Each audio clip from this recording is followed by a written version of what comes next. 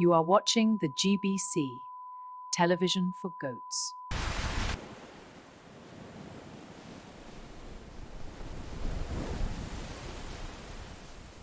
How can the heart truly want what the mind can never possess? And just like the tide, he was gone. Hookah, the new fragrance from this ship. The Puka GT experience. I don't know, man. I think ivermectin is more than just medication for goats.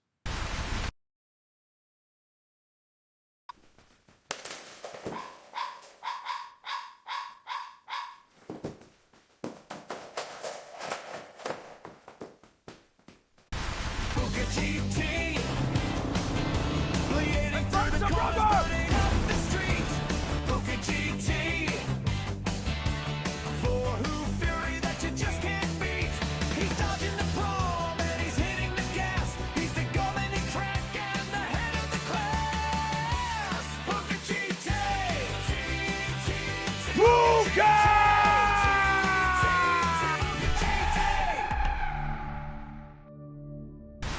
銀河の彼方より機械の軍勢が攻め来るメチャの手話劇この星の運命は俺の走行が未来を切り開くぜ響けプーカ GT 魂のクラッシュスピードの先へ銀河の信者なのだ Go Go Go プーカ GT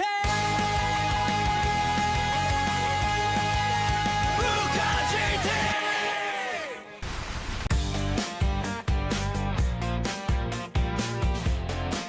Welcome back to TMG, bringing you the latest in celebrity gossip. Our main story today, Puka has been spotted publicly cozying up to Kim Kardashian. They were seen arriving at Paris Fashion Week before jetting off to watch the Super Bowl together. Kim has remained tight-lipped about her new beau, but Puka had this to say.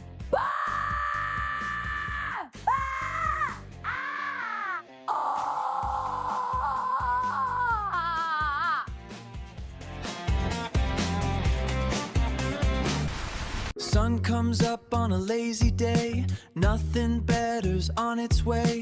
Oh, what a yummy start with honey nut pukas. Honey nut pukas. They're edible! Good morning everyone, how you doing? I'm Clark and this is Puka GT. Hope you're having a good one. So we're here for a quali session today with a new set of daily races. We'll be focusing on daily race B this week. This is my first time at this track and my first time obviously with this combo as well in GT3. So I'm sticking to GT3 cars again. Made that decision about 5 weeks ago to keep working on the Group 3 cars because I noticed they were a massive weak spot for me. Basically every time I went into a Group 3 car and had a weekend one, I would tend to lose all my driver rating and typically drop down a rank, go into Group 4 and build it up again. So for the first time ever last week, I actually had a positive week with a bunch of wins in Daily Race C at the Red Bull rink in Group 3. And I found myself down at the bottom of B again, fresh week, Daily Race B, which typically suits me a bit better anyway, the shorter races. So I have a feeling based on what I've seen so far that if I can set a good quali time, it seems to be a tricky enough track to get overtakes done in, so I might be able to rack up some driver rating this week. But it's all about how I get on with this Aston Martin car. It's my first time in it, and also just about how competitive I prove to be in this track. So hopefully I'll be able to put the session this morning to good use, get myself a good quality time and be set up good for the week ahead. Now this week is a bit different. We've got the F1 on this weekend, so I won't be streaming on Friday and Saturday. So instead I'm doing what I'm calling a Pukathon tomorrow, where I'm going to start streaming at this time, 9 AM Irish time, and I'm going to keep going until 3 PM Irish time. It'll be the longest stream I've ever done. We'll see how it goes. Might need to take a small break to get food in between, but I'm excited for it. Should be a bit of fun. And then I'll be back for another morning session on Thursday to round out my streams for the week. So we got a few in the chat already. Wolf Jordy Smith, how you doing, buddy? Morning, mate. How are you on this beautiful Tuesday morning? I'm doing good. Freeze, how you doing, buddy? Good morning, stable indeed. you're focusing on Daily Race C this week because I love that track and group car. Yeah, I was tempted by it. I quite like Daytona as well, the street circuit, and you know, I obviously love my Citroen, but I have to stick with GT3 for the moment. I'm going to do it for at least the next 2-3 weeks. Yes, Freeze, if you could please, for the love of God, create a livery for me. Because now Puka, to be fair to him, he did put a good bit of time and effort into this one. He wanted to create something classy and understated for me, given the fact that we're heading to French-speaking Quebec. So this is what he came up with. As you can see, real minimalist design, very understated. There's only, I think, 10 explosions and a couple of booms written in there, and him holding a gun. So yeah, he was going for, as I said, just a real chill, classy, minimalist aesthetic, and I think he managed to make it work. But yeah, if you think you can do better than him, Freeze, please do. And Wolf Jordy Smith, my new wheel is coming today, so I'm gonna love racing again. That's great. Yeah, if you could do something Frenchy and kind of classy, Freeze, that would be good. So I spent a bit of time getting familiar with the track yesterday, mostly just whizzing around it in the controller. Haven't had too much of a chance to set a good time. I did set gold on the circuit experience, so just as a warm-up yesterday while people were still deciding what the meta was, but it seems to be fairly solidly the Aston Martin at this point, as you can see here. Almost all the, oh, that's my friends list even, and then all the top times. Yeah, basically any car with quick acceleration. We're going to see a few Z4s and a few Vipers in there as well. So how are the friends doing? How many? Okay, not too many people have set times yet. What we got Greasy there with a full second on me. That's more than doable. And then Freeze, yeah, you're there, not too far ahead. I think I'm going to be aiming for the I'm going to set efficiency here as my target. I just know pace wise he's maybe about half a second faster than me most weeks, but I think getting under 138 is probably doable. Just need to come up to speed on the track and see how we get on.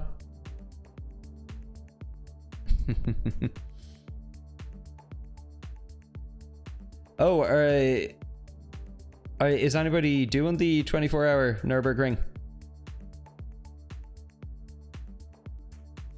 Let the G4s being up there. Nice. Okay, so before I dive in, let's take a look at Burton's lap.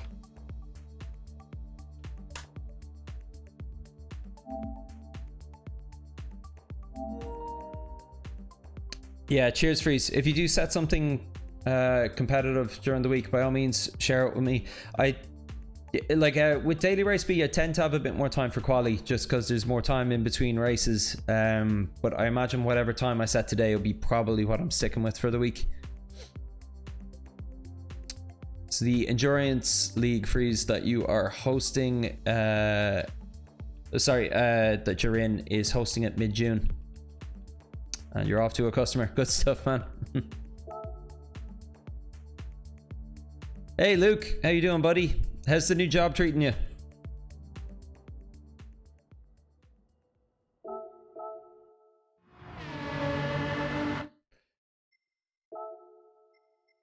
By the way, Luke, I'm not sure if you saw, but I was posting the video of our lobby incident on YouTube the other day as a short.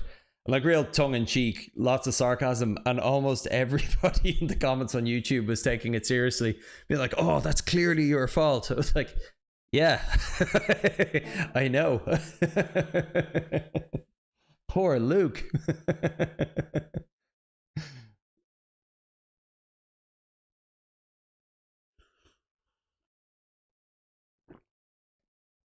Okay, so let's see.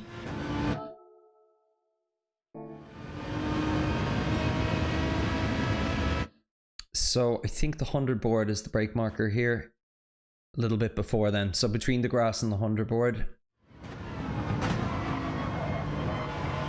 Second tap of the brake and down into first. This corner is so tricky. It's actually really difficult to get rotation in this car on this course. I'm really struggling with it on this turn and at the hairpin.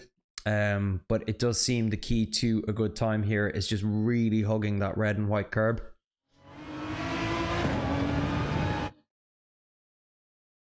I took you out and your own daughter went against you. Job is really good. That's great. I assume you're still doing mechanic work. You just swapped to a new place, is it?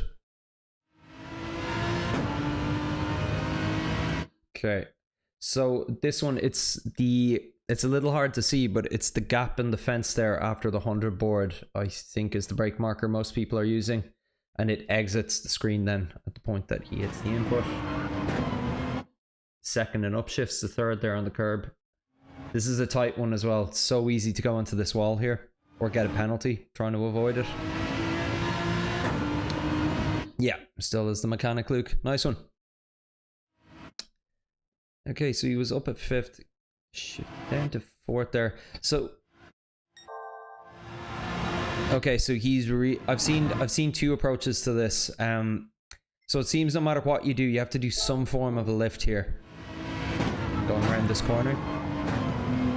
Now what he's doing is he's doing very tiny lift, like just bringing it down to about 80%, I think. Yeah, just a blink, and again another blink, and then he's bringing the car back over before the 100 board. Some people keep it a little tighter, but it does seem to be a bit faster to be pedal to the floor and just turn it back in if you can. But it does seem though that you do need to get the full way back over if you want to be able to take this next turn right. But he's not as far over as I'd seen on other laps. Braking about the 100. Down to first there.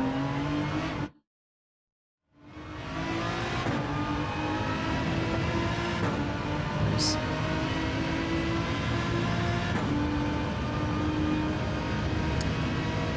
Now it's kind of the 100 in the bridge here is what I had been using. Seems like he's doing the same. Okay. About the sausages, cool.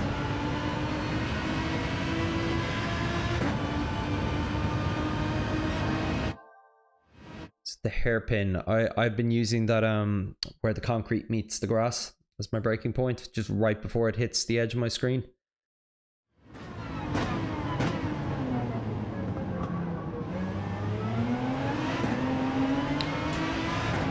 Just want to see the brake input there again.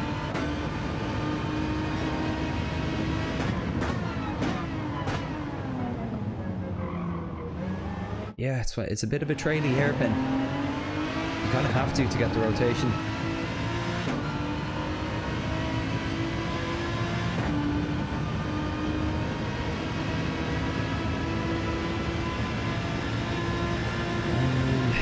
What do we have here before the 150? Yeah, well, there's the 150. Yeah. So as the 150 exits the screen.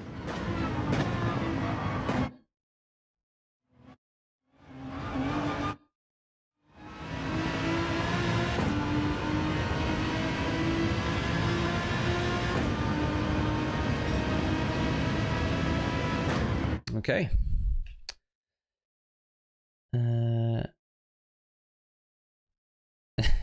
All the girls are against you.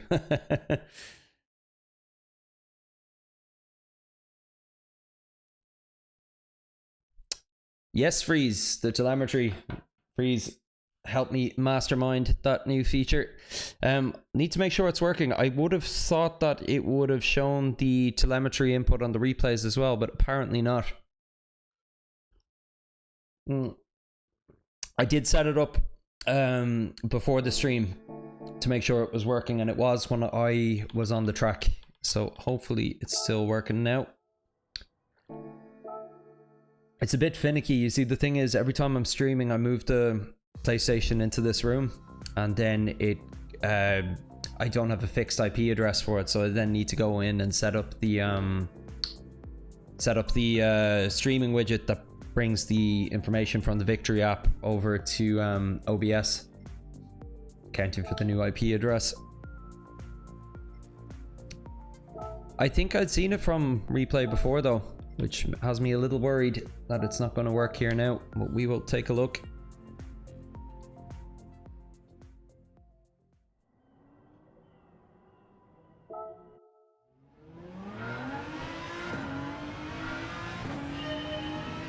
Yeah, that's not working.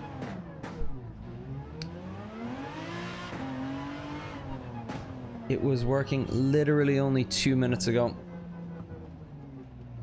Which, yeah, no, I had a feeling. I had a feeling when it wasn't, because I'd seen it go from the replays before. Give me one quick second here. Might be a quick fix.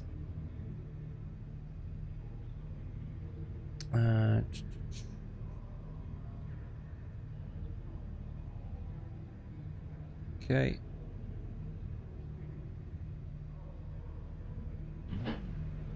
So I'm looking at the Victory app here, and it's receiving the telemetry from Gran Turismo. So let me just take a look at the OBS settings. Pedals. Okay.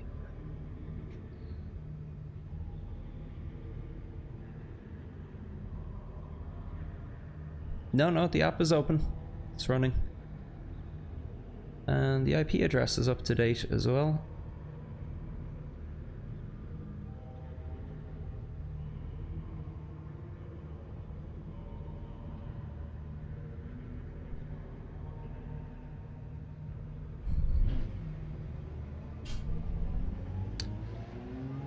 Okay, that didn't do it. Hey Ants, how are you doing? I spent 2 minutes seeing if I can get this working. It is finicky. I had this problem the other day. You see, what had happened there is I had it working, but then I had to restart OBS. And as soon as you do that, all hell breaks loose. But yeah, it's a bit annoying that I pretty much need to set it up fresh every single time. Yeah, the IP address is accurate. Connected to the app. Watch this. If I create it as a new input here, most likely work for me. But then I need to work on resizing it. So you can probably see that blue OBS thing in the top corner right now. Pedals. No, interesting. Even with the fresh input, it wasn't working. Well, look, what I'll do is I will disable it for now, and I will see if it catches up again. So sorry about that. I was looking forward to showing that again.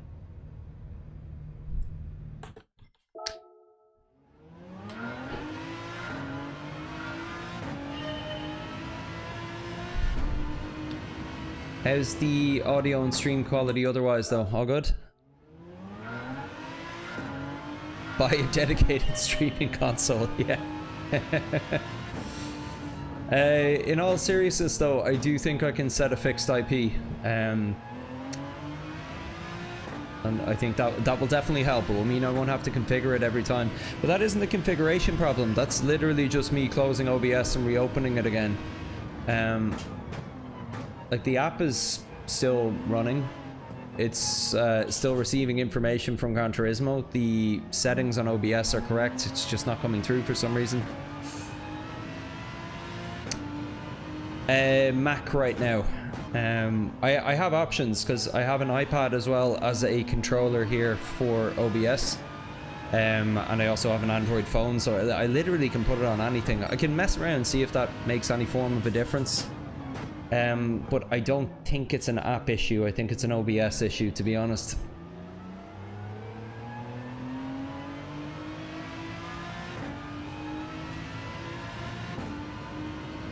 Classy error 40.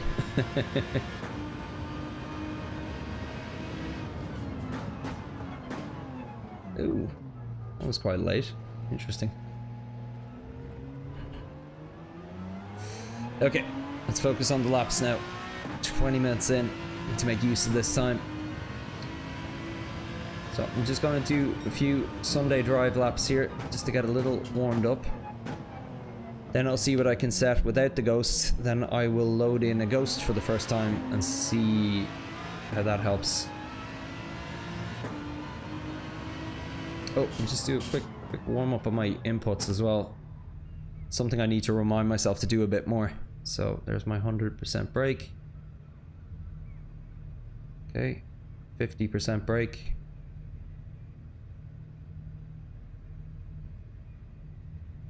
75% brake.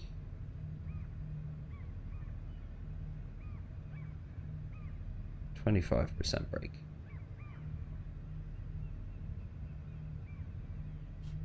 And 100. Okay, and 75.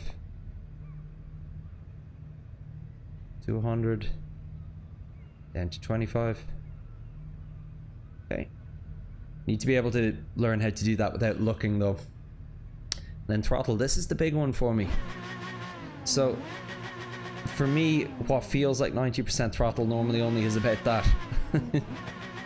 I just don't have a good sense of the travel on the throttle at all, which is something I only discovered as an issue about 2-3 weeks ago. Because in most cases, coming out of a corner, it always helps to do 80% throttle for a moment and then up to 100 to avoid any kind of snap oversteer. It's always a degree further than I think it is. Well, that's looking good. Cool.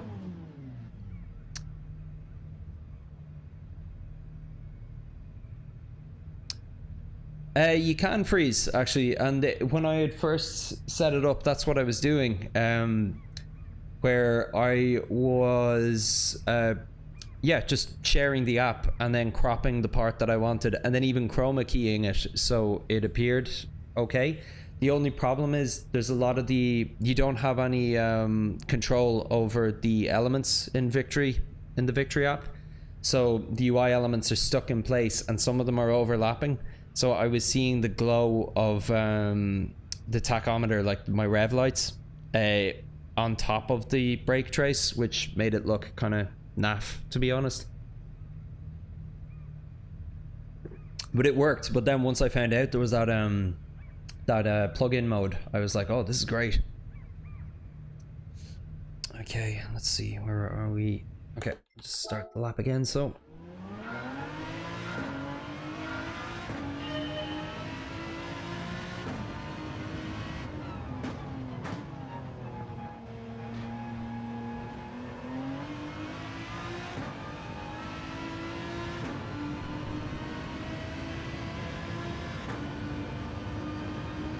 okay, so braking at the 100 here, keeping it in second, light acceleration, braking down to first. Want to hug that curb as much as I can.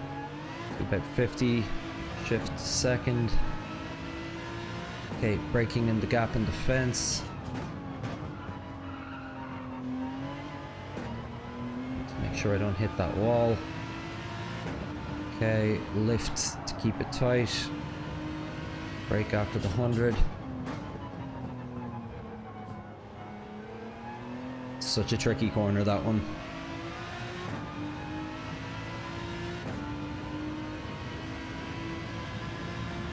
Okay, I'm braking just before the bridge. Yeah, it feels too late.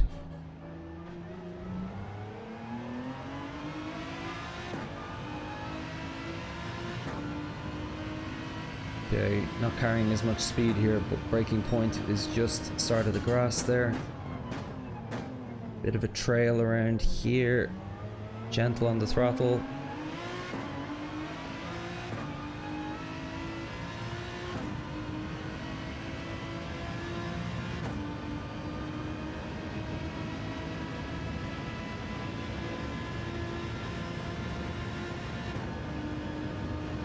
Okay, at the 150.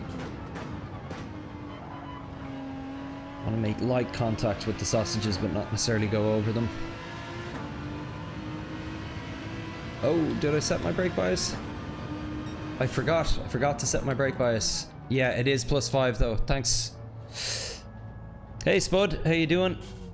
So it's Puka versus Liz time-wise now. I guess she's trying not to be beaten by you at the moment. Good stuff. Wolfie's off to grab a coffee. Yeah, speaking of which, need to make sure I get this into me. Need my caffeine.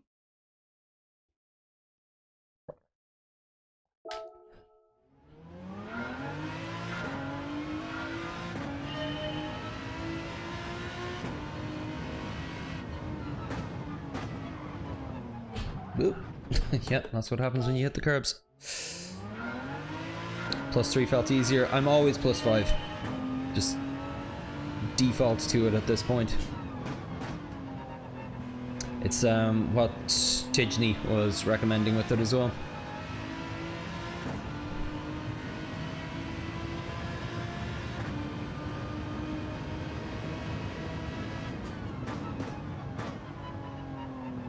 Be a bit harder on the brake there.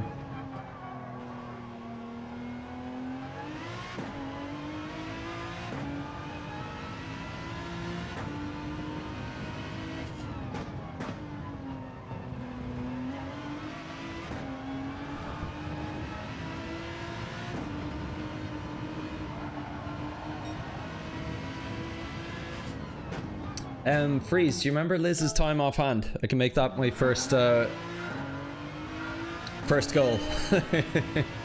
If she'd like that.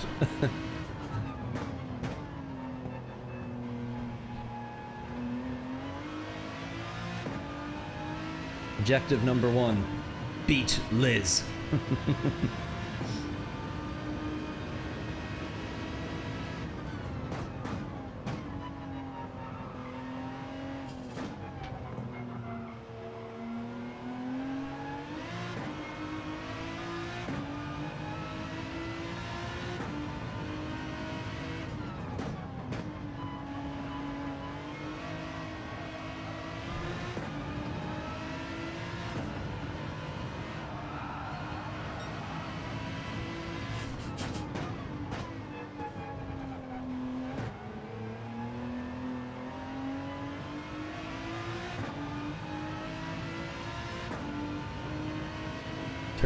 .6. Okay. Okay, braking a bit earlier there. Still missed the sausage though.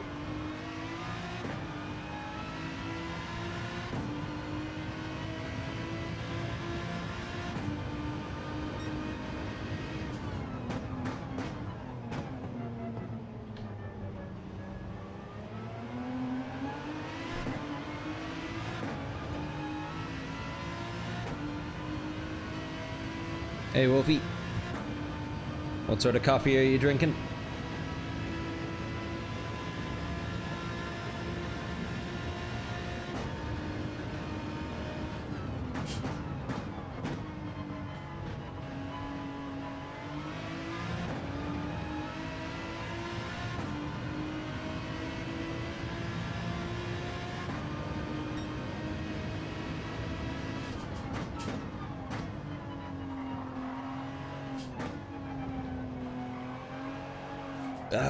Yep.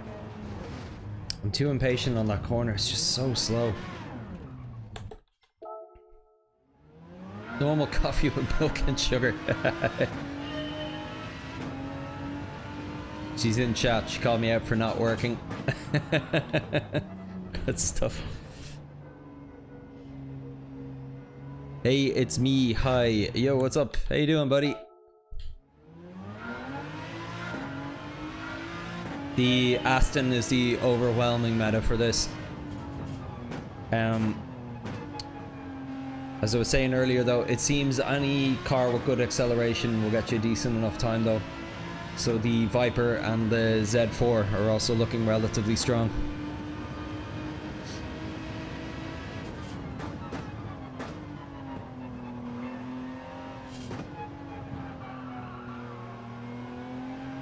So I need to do that again.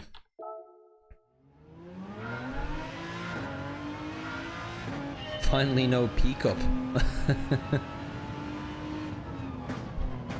not sure I know what you mean, Freeze. I think I know what you mean, but I hope it's not what you mean.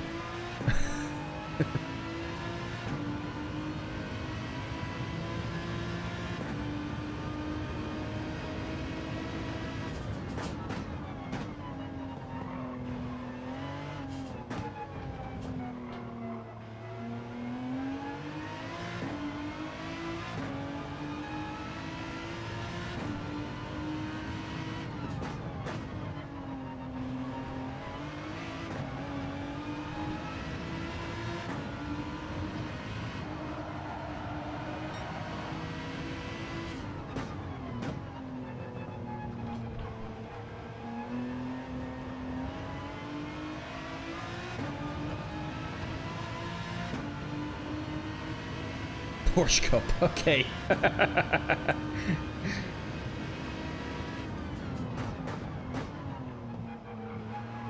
I know you're working on the road, so P Cup can mean a few things.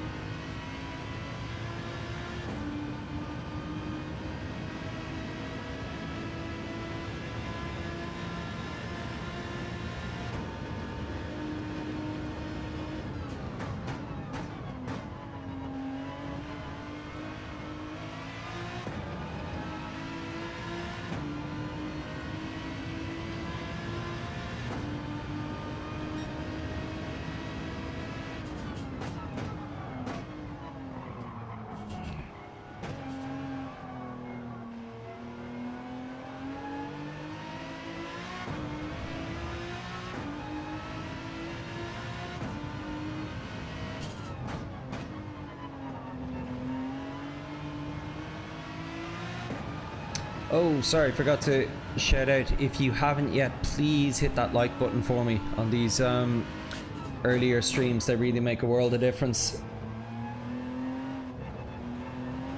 Particularly when I'm not competing against people, the stream doesn't get exposure outside of YouTube.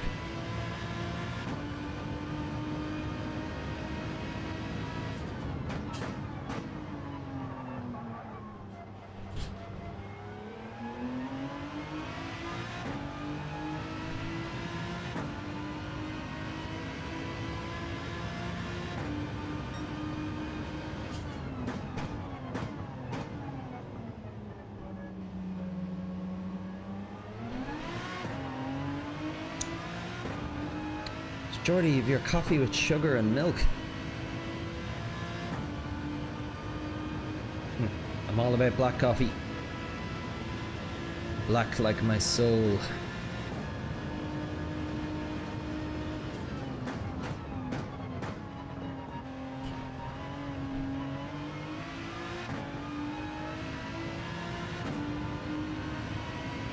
Okay, need to be really careful on turn 1 here.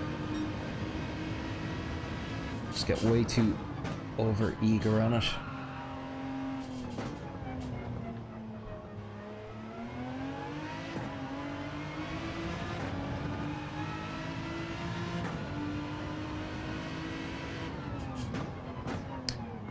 I'm going to change my TV brightness settings. I'm struggling a little bit to see some of the darker areas, particularly for brake markers. That one's particularly tricky, the gap on defense one. So let's see, what do I need here? Just need to up my black level a bit. And maybe upping the gamma might help as well. Oh yeah, that will help a good bit.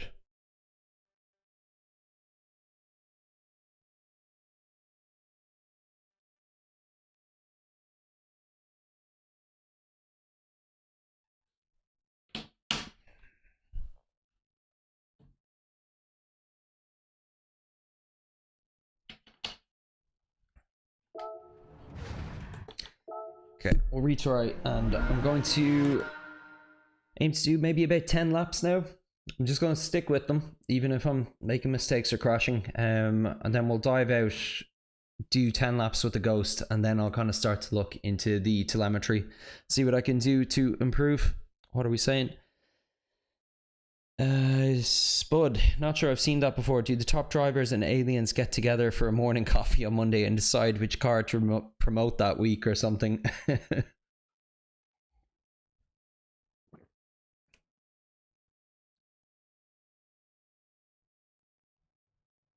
And Freeze with Spud, they just know what cars work on which track, and CGV needs a bit oversteery, very high torque on cars. I have to say though, watching it, I don't think they go in each week being 100% certain what the meta is, because there's a fair bit of back and forth, and it's typically kind of, I'd say even Wednesday morning before it's completely decided what the meta is. There's been a few weeks now where I've been practicing a track on Tuesday thinking the meta is one car, and then by Wednesday the top 10 leaderboard has completely changed. So it can depend. Because, you know, sometimes the updates bring in slight changes to the handling model, to the physics of the game. And what might have been the meta, say, 6 months or a year ago, the last time the combo was used, may not be the meta anymore.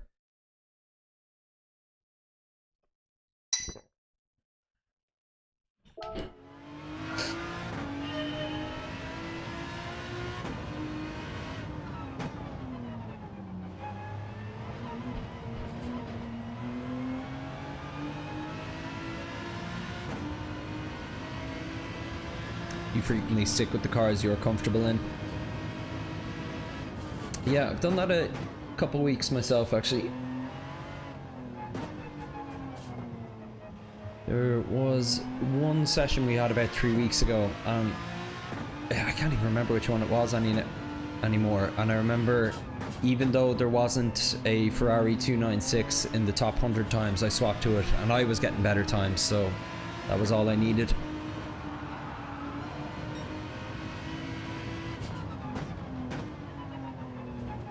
But yeah, my most competitive weeks are always the ones where I am comfortable on the track and in the meta.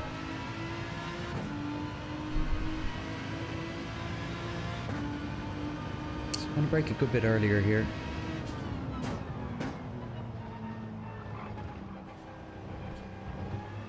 Yeah, I just don't have a good feel for that turn yet.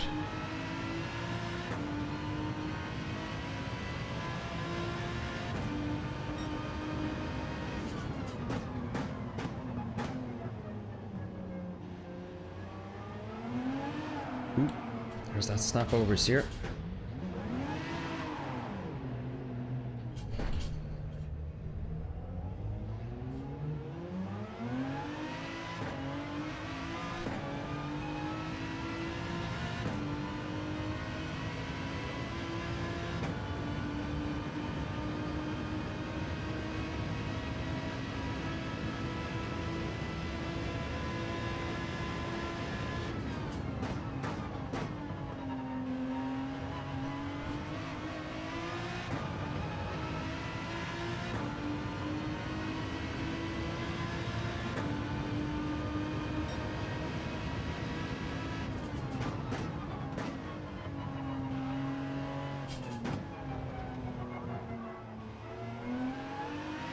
If I lose sight of the red and white curb there, I've gone too deep.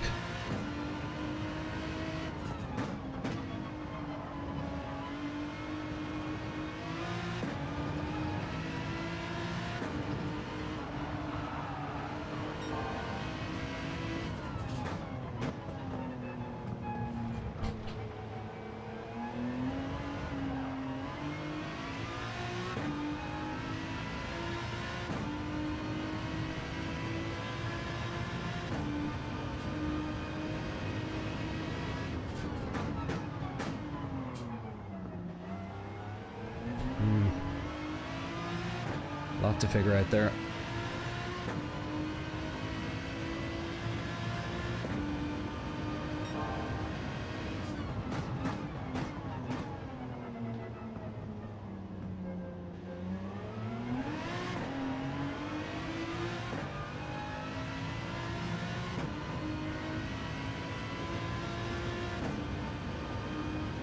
I need to just stay on the brake a little longer through the hairpin. It's like a really gentle trail.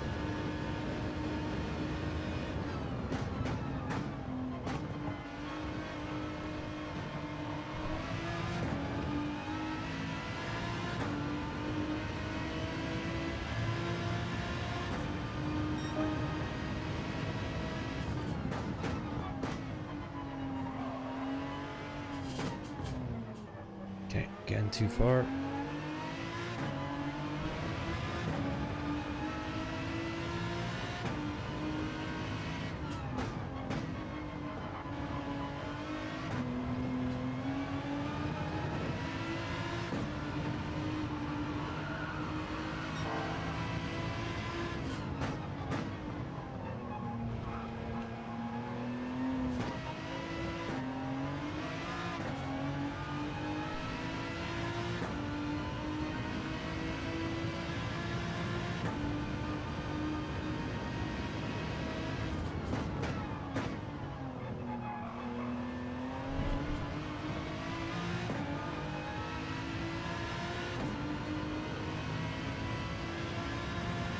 Stay on the brake a bit longer this time.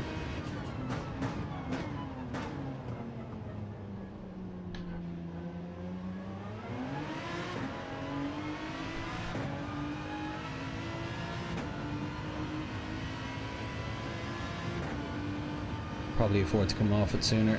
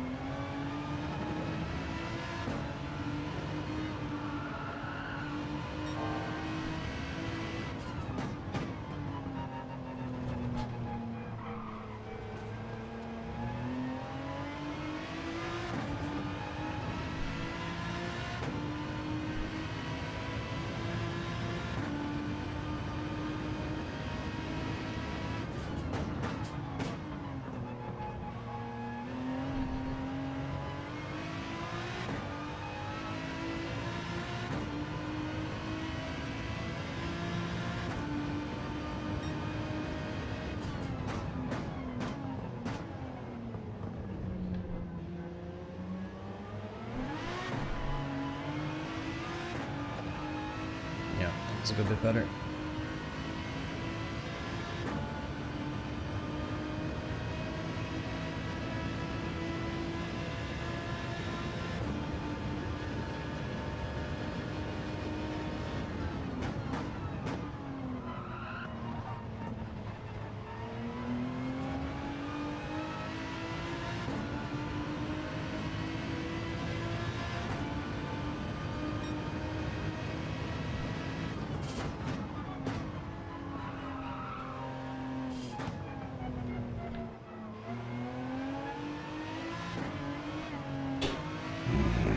Oversteer.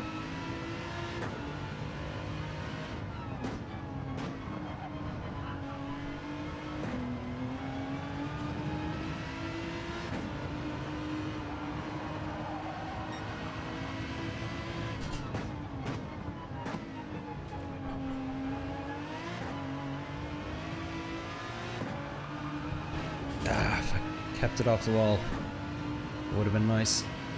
So I'll go down to first there from now on.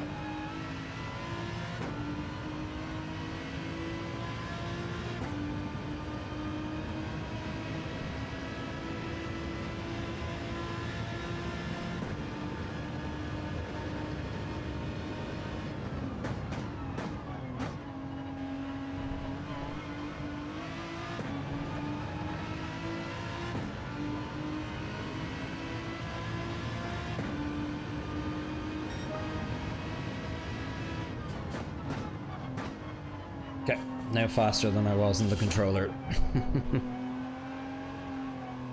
Took me longer than I thought to get there.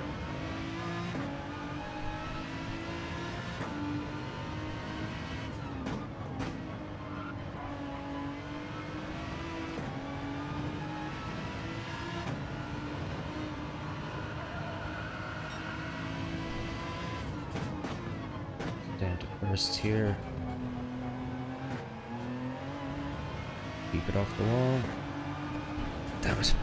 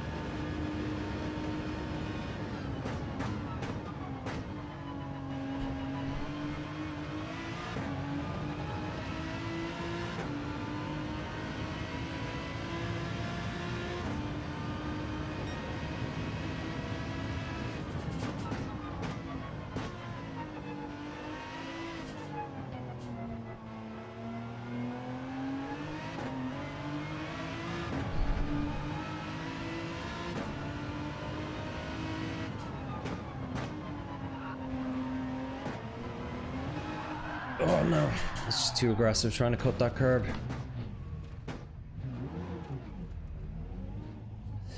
How we doing? Freeze, as much as I love my job, sometimes I hate it, especially days like today. Nobody has time, everyone is sick and doesn't want to spend money. Sorry to hear, dude. Sales is tough, it is. So yeah, because they get their first laps done, then they see others trying other cars and try them for themselves, either get better in them or not. Yeah, that's just it. And then there's Mick, he's all A+ top split and doing anti-meta series on YouTube. Yeah. Who's that other guy? Is it Tyrannosaurus Rex or something is his name? An American dude who has a really good anti-meta series as well. There's somebody on the chat first put me onto him, I can't remember who.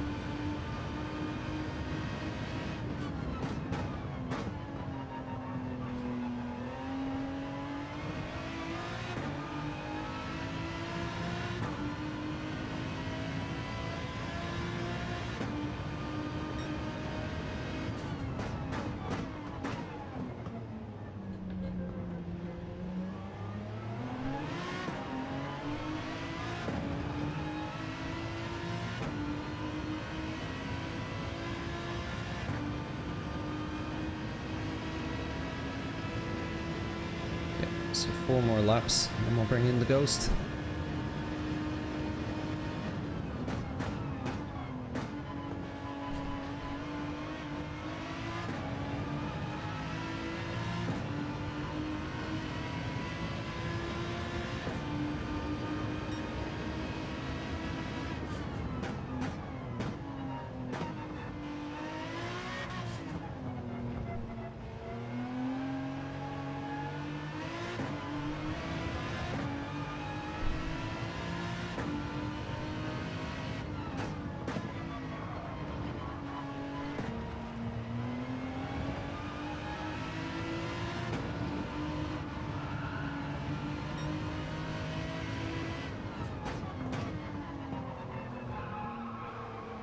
Sorry, I forgot to go down to first there.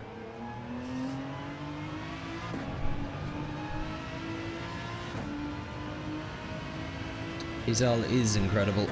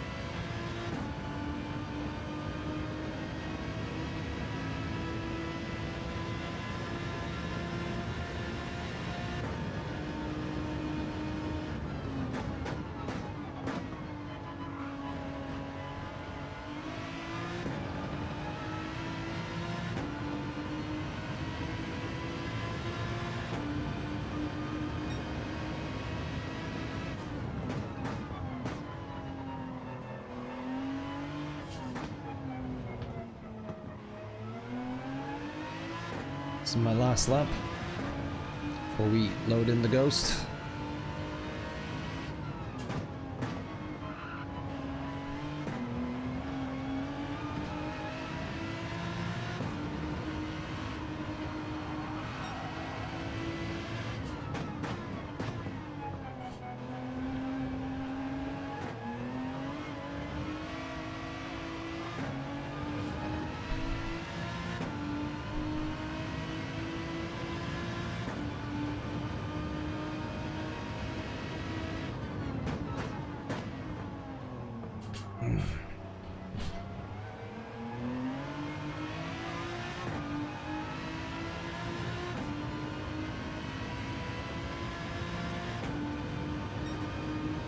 I think I feel like I was spoiled on soft tires last week.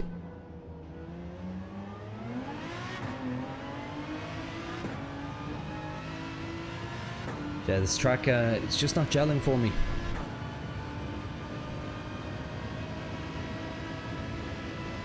Progress is a lot slower than I've been hoping.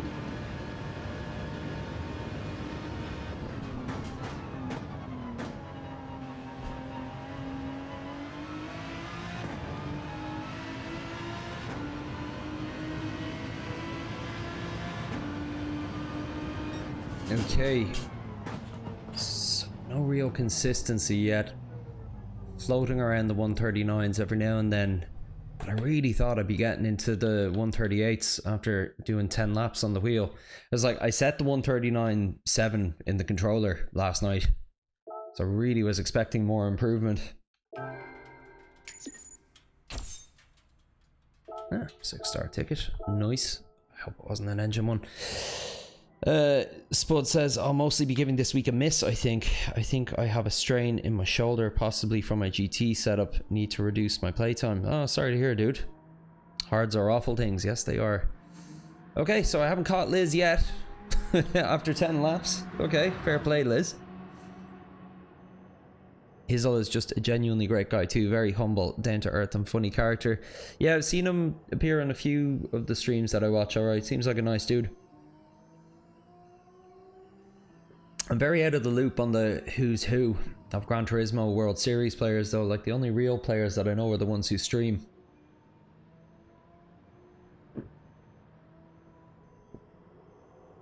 I think we've only one driver from Ireland as well. It's Deck guy. I don't know much about him. I think he's young though. He doesn't have a lot of an online footprint anyway.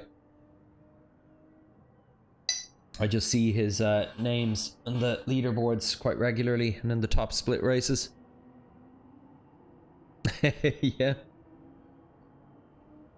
Yeah, I was expecting more improvement. Like, given I'm normally about 1 or 2 seconds faster on my wheel compared to my controller, I was expecting a lot more progress there than I ended up getting.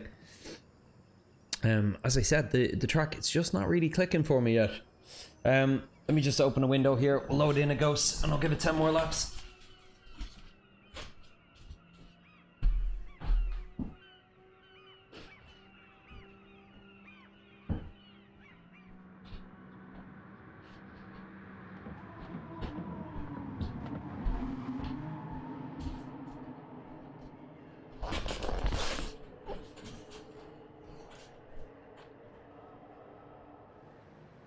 Okay.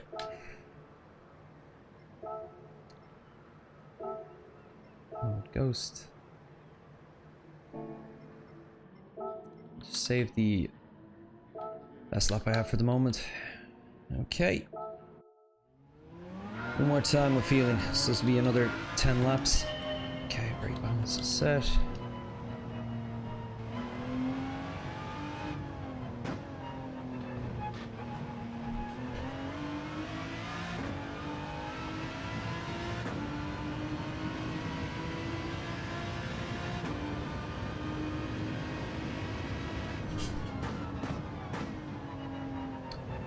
Yeah, I was having this problem last night as well. The Ghosts aren't loading for me. It might be settings actually. Load Ghost, display loaded Ghost off. Right, must have turned it on mid-session a while ago. Turned it off mid-session a while ago. Oh, She took the challenge. Great job by her, Megabit. One day she'll be brave enough to comment on stream too. Liz, are you lurking? Are you lurking and not commenting? I'm gonna keep calling you out until you comment now. Liz the lurker. Let's turn Liz the lurker into Liz the commenter.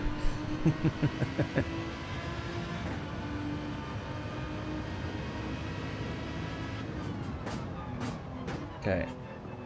So he's braking way more efficiently than me there. Staying way tighter on the red curb as expected. So, do I need to brake earlier at the start? Lost him now. Where's he going there? Okay.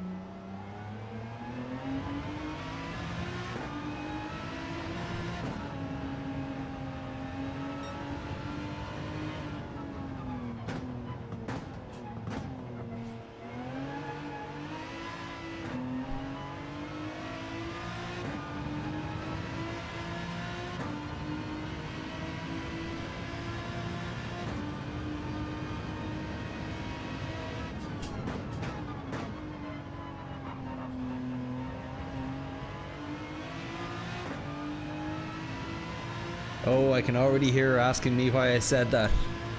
Well, Liz, if you're unhappy about anything, just let us know in the chat. Otherwise, we'll just keep saying, Liz the lurker. Can she comment? Liz the lurker. Yes, she can. Hey, Drac Fury, how you getting on? If everyone in the chat wants to say a big hello to Liz as well, that would be great.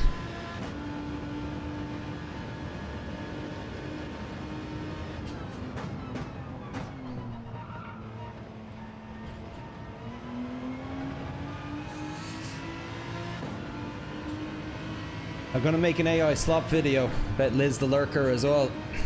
Unless she comments. It's up to you, Liz.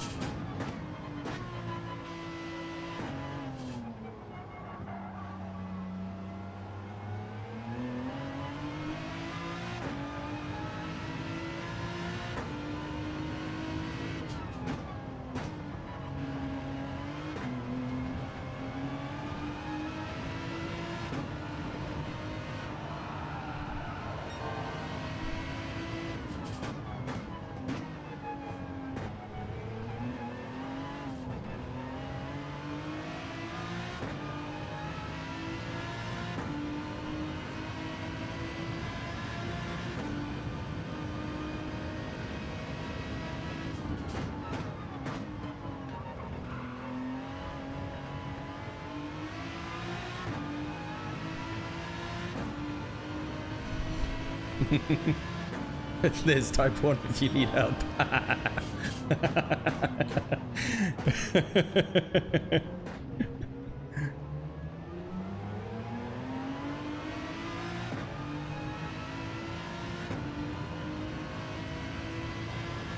Ah, she's on your account on the computer.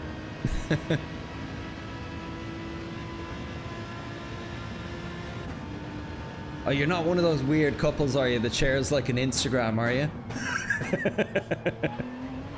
This is the Instagram of Felix and Liz.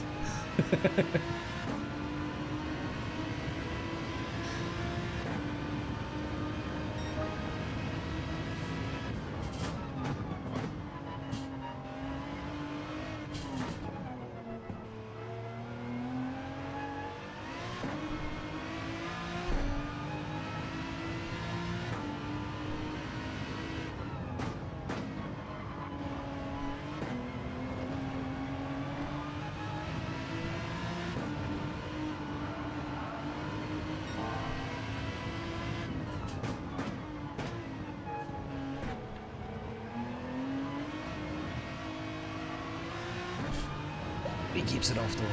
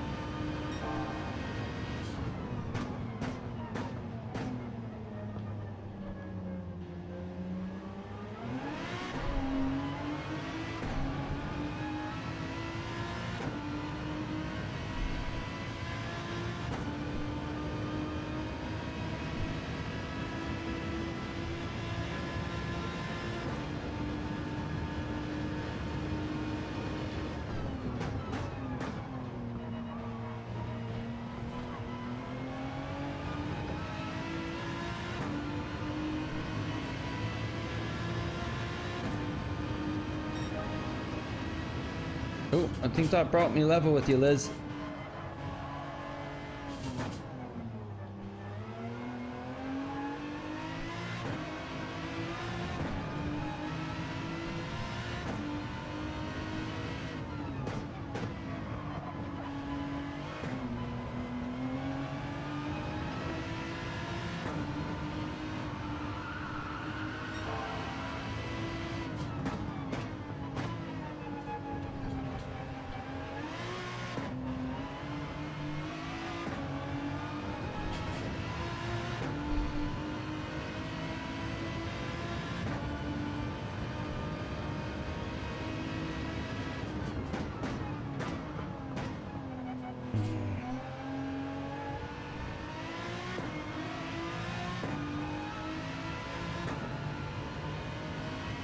Sorry, bogus lap. So I'll just check the chat quick.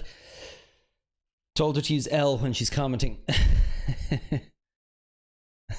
You don't share on Instagram, glad to hear it.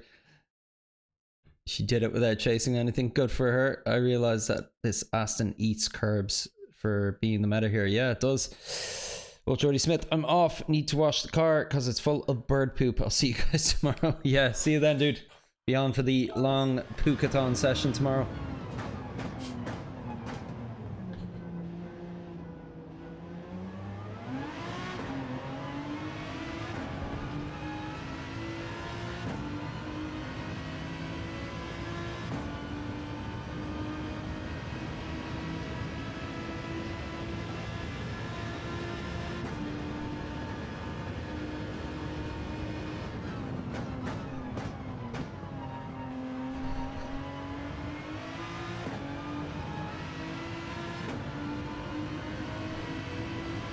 Good car shampoo.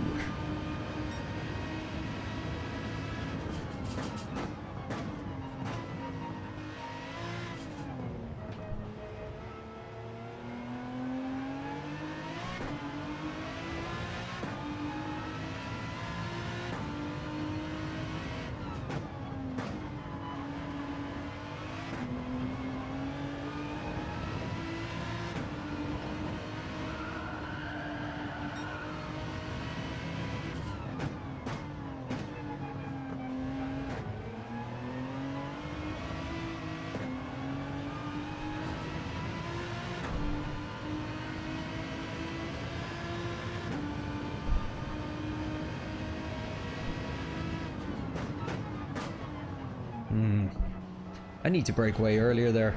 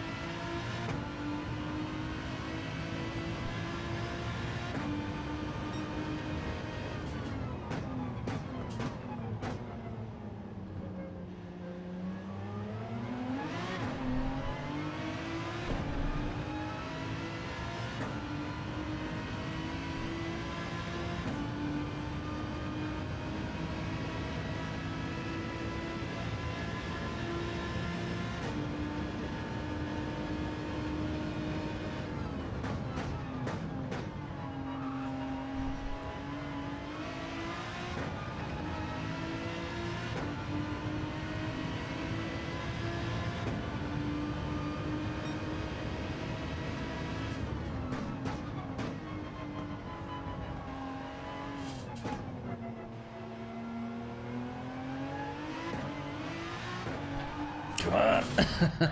Push too hard. Okay.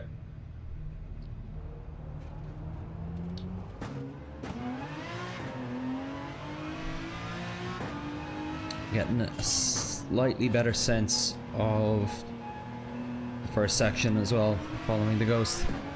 A lot more coasting needed than I was doing.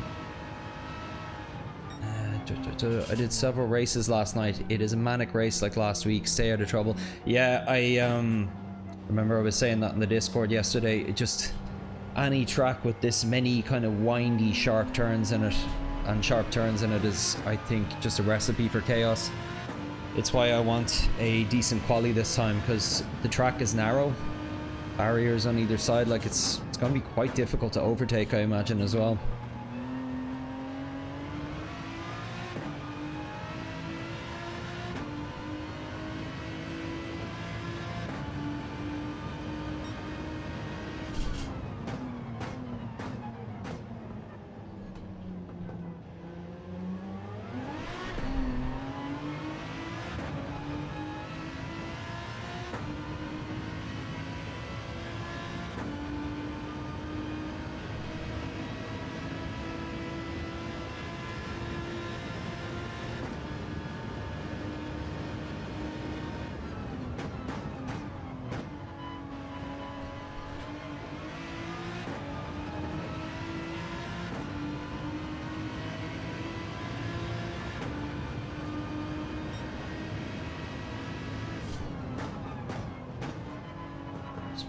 boost.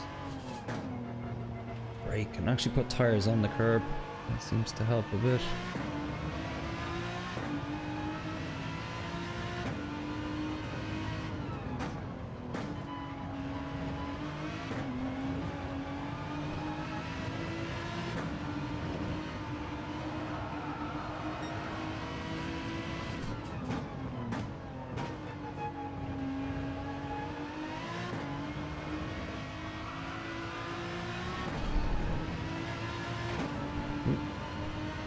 Slipped off the track a bit there.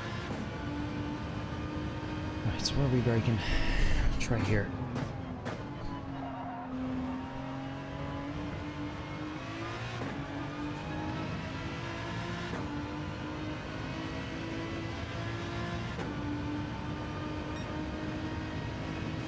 Ooh. A bit distracted by the ghost there.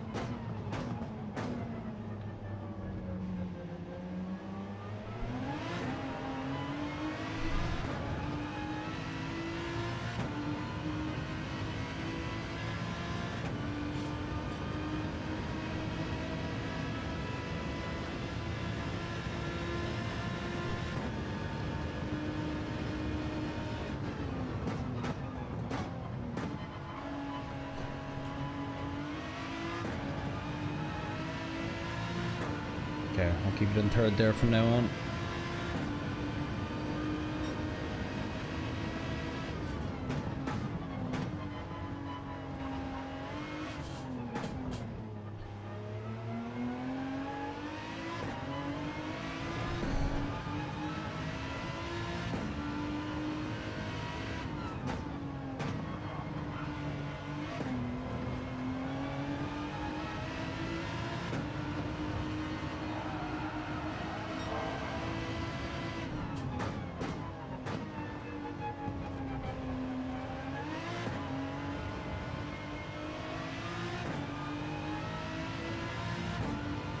Lost a lot of time there.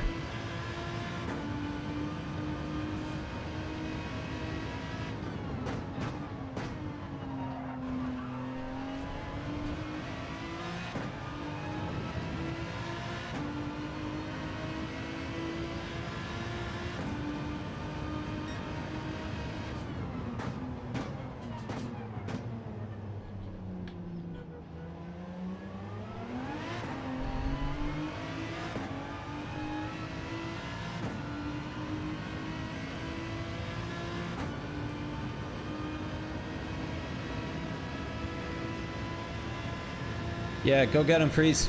Good luck, man.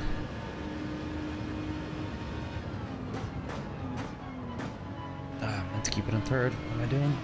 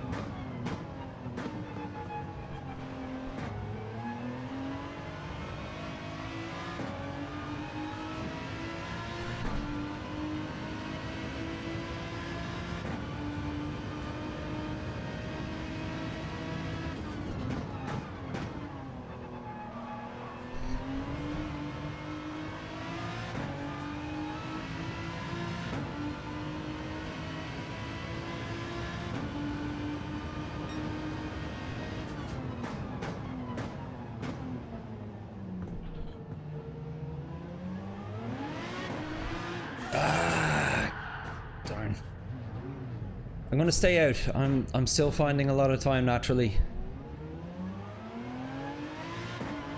I'll do about another 3 or 4 laps.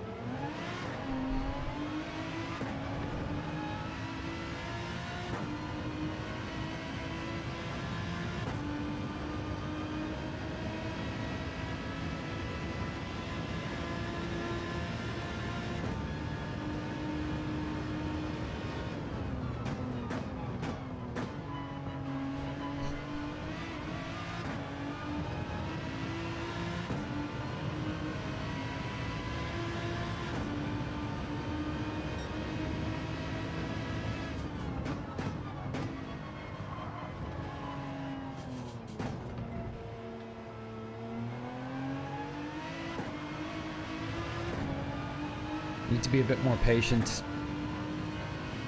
on the throttle there. I think I'll find a lot of time once I am.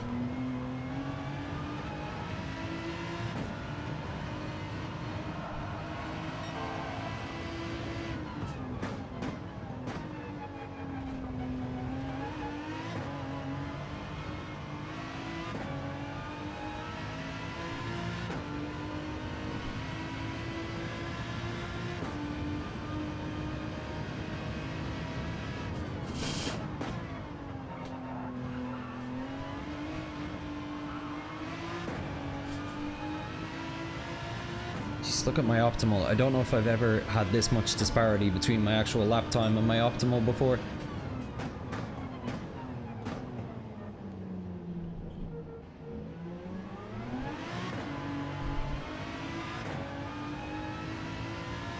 It's currently over half a second. Hey F1 in place, how you doing? Sorry to hear, Freeze. You got it next time.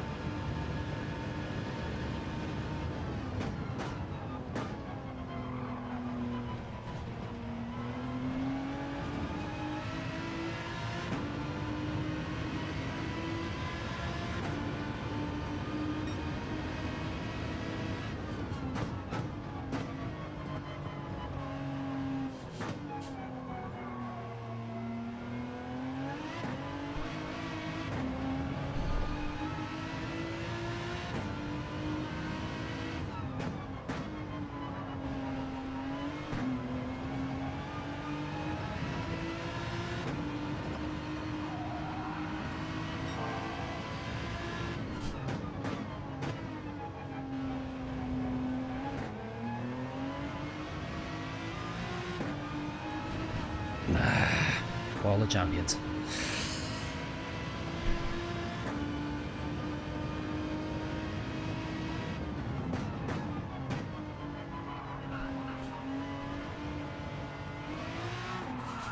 I'm just getting really impatient with all the understeer.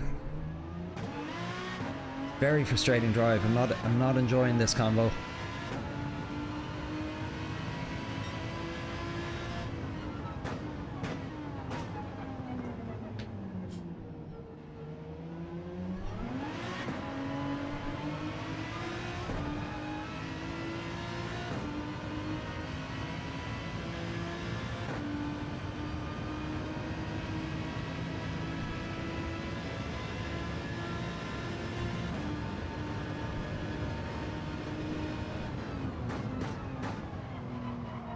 Okay. So I'm going to see where patience gets me in sector 1 here.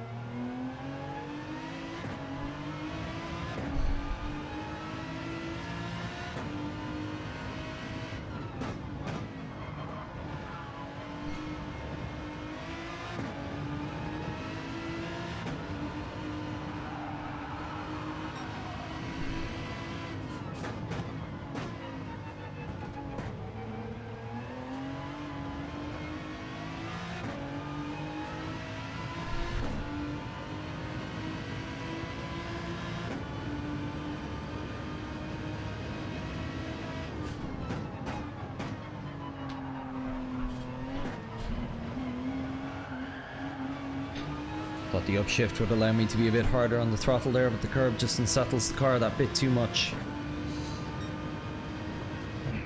Aston's too front heavy for you.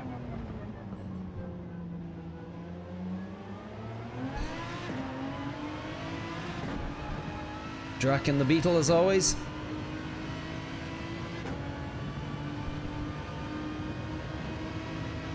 No, brake balance never 0. Never, never, never. Always +5. That's where I'm at.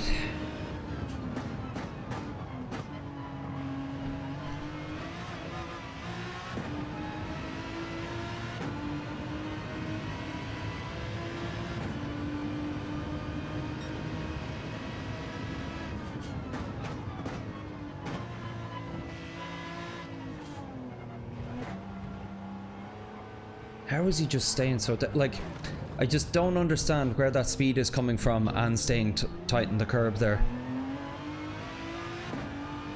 I really need to scrape his replay to figure out what's happening.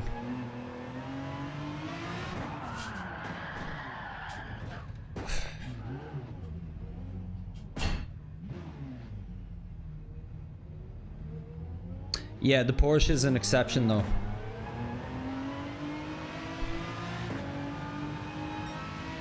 But no, and also the type of race also obviously matters as well, and tire wear and everything, but for dailies I haven't seen a single week where the top guys aren't recommending +5, unless it's a case of the Porsche where it's like +3.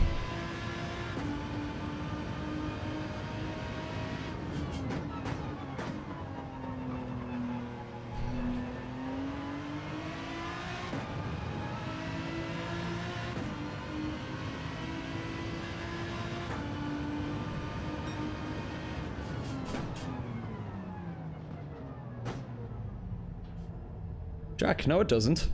It does the opposite. It gives more rotation, but damages the stability with plus.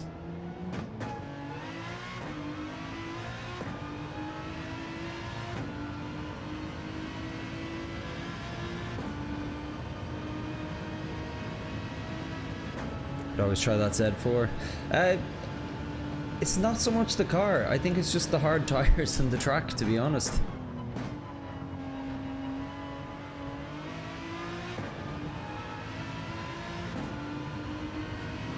Freeze, I assume you're responding to Drac there, saying the exact opposite and not me, because yeah, that's my thoughts too. You take the pressure off the front tires by putting it onto plus, which allows them to rotate more easily, or allows the car to rotate more easily. Exactly, Freeze, yeah. Literally the exact opposite, Drac, of what you said.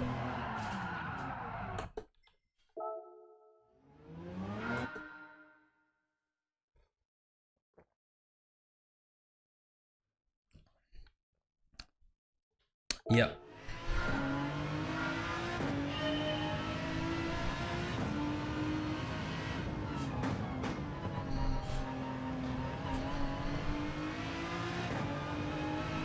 Oh. We're at 10:30. So we're at the halfway point of the session now, and I haven't gotten under 139 yet. I had an optimal of 138.6, but that's about as much use as a wet fart right now, so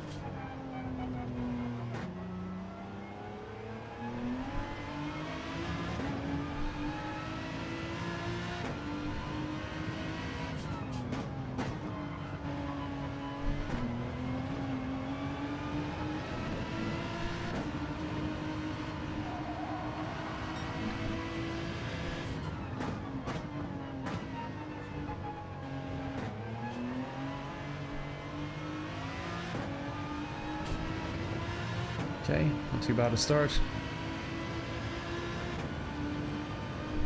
Pretty good and early here.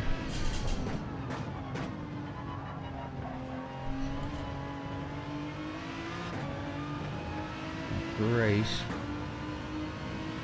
No worries, Jack.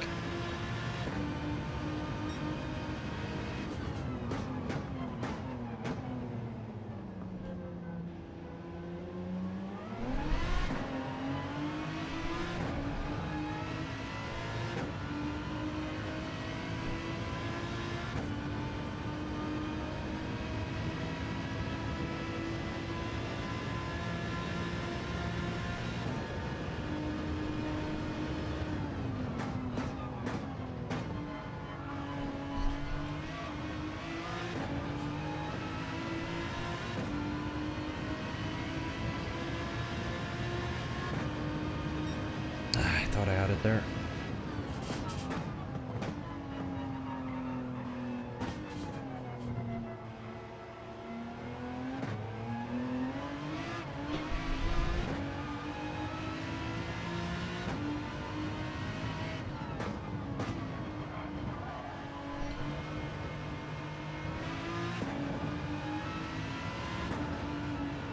Okay, let's go to 5 laps here, and then I need to take a small break.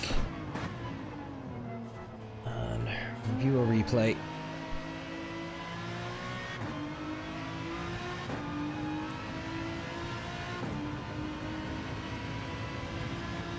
Need to review my own replay as well. Something I don't actually do enough of. Sometimes what I think I'm doing and what I'm actually doing are two very different things, and Viewing my own replay is the best way to spot that.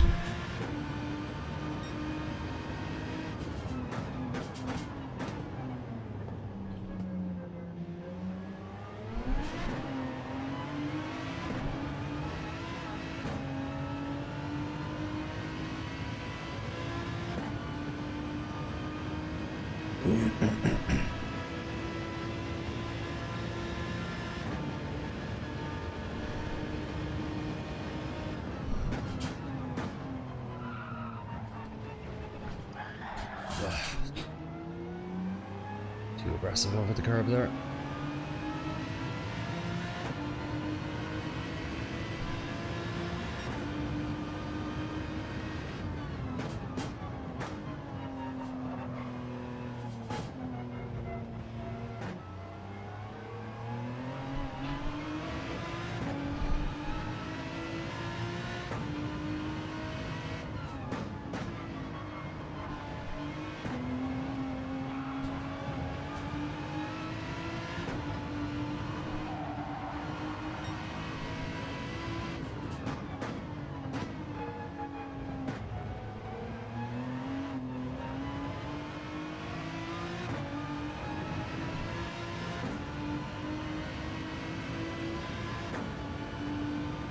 Yeah, thanks, Jack.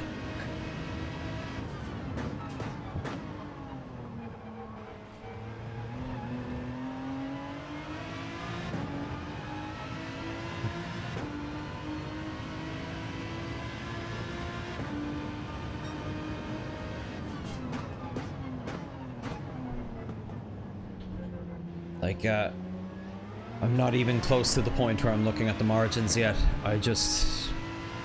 I'm still finding kind of like 3/10 on individual corners at the moment, and then losing it in another corner that I did better the lap before. It's just a zero consistency on this course yet.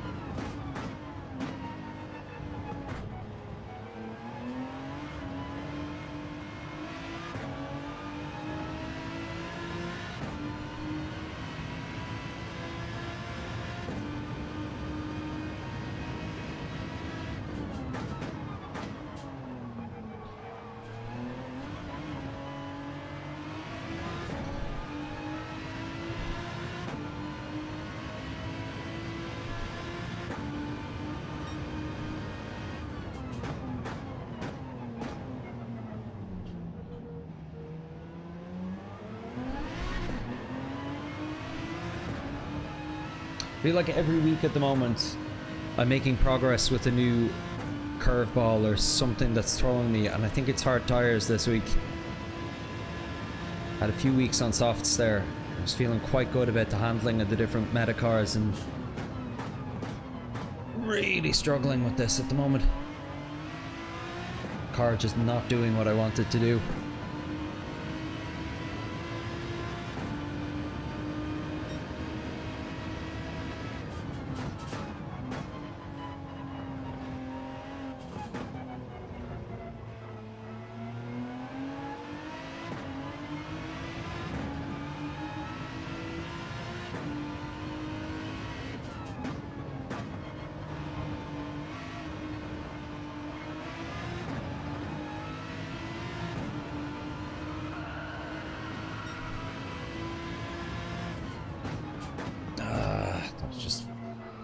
Input error, broke too late.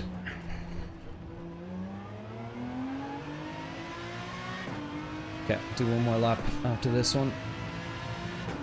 Never stop learning. Yeah, very true, Freeze.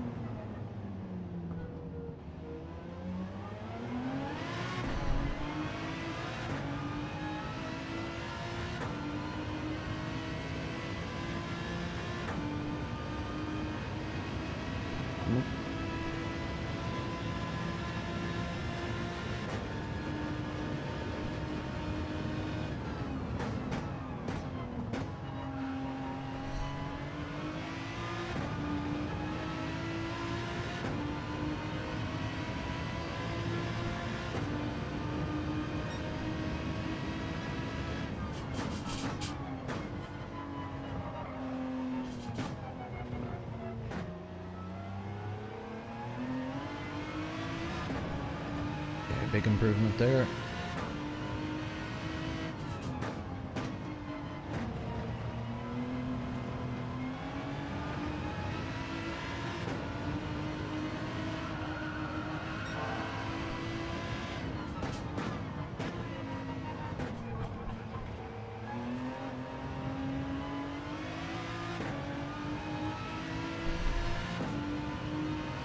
Last time there. Felt good though.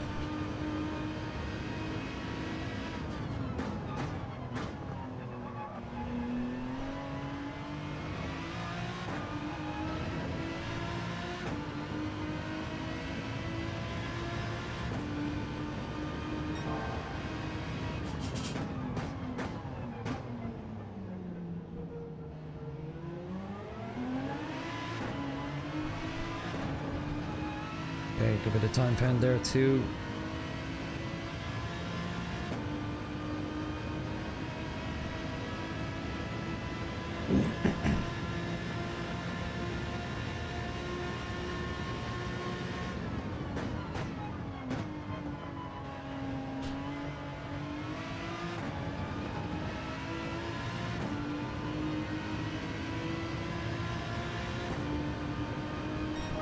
Okay. To the 138s at least.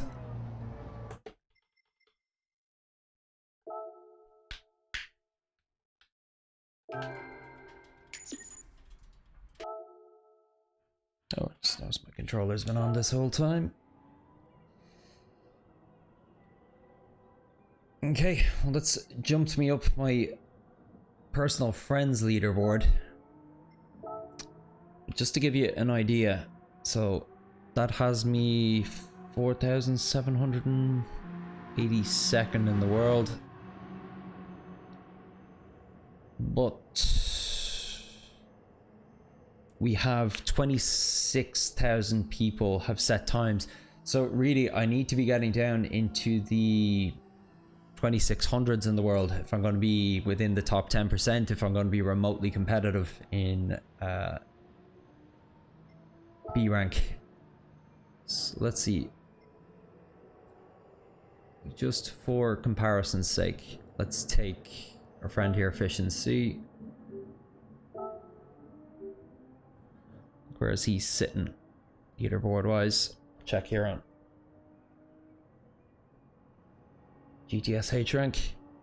So right now, Efficiency actually with that score is in the top 1000, which is really impressive, 973.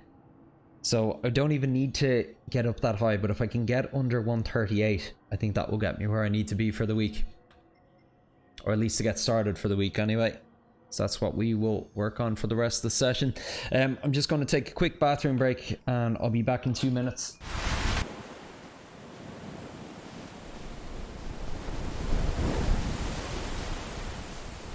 How can the heart truly want what the mind can never possess? And just like the tide, he was gone. Hookah, the new fragrance from Le Chef. The Puka GT experience. I don't know, man. I think ivermectin is more than just medication for goats. But you would say that though. You are biased. What do you mean? Well, for one, you're a goat. Let's go! Woo! This is insane! Keep it coming! Bah! Bah, hey, listen up! Bah, this is outrageous! Bah, yeah! Bah! Did you see that video of a moose getting hit by a car?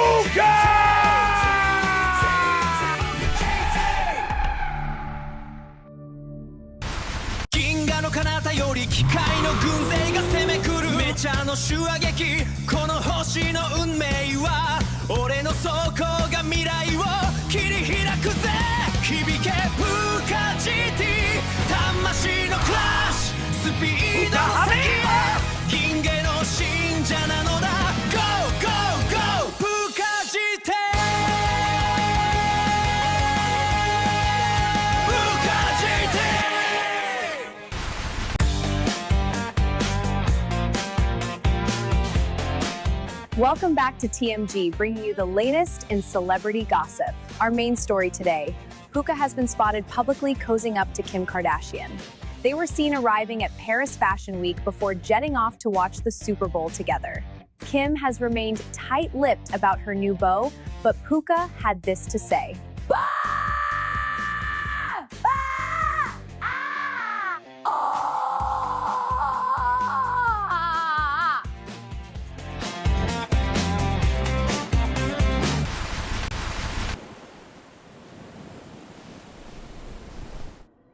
Okay, we're back on the monster.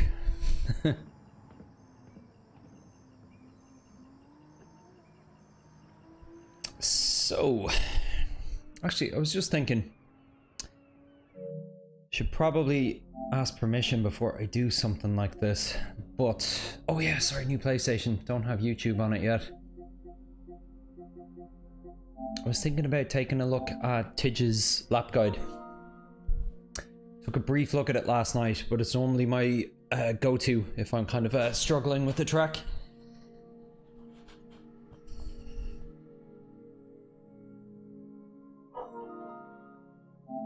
Problem with Tidge though is he always makes it just look so easy.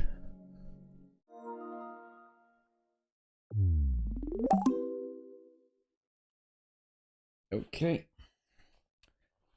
Phone gone. Sign in with phone. Bear with me 1 second here.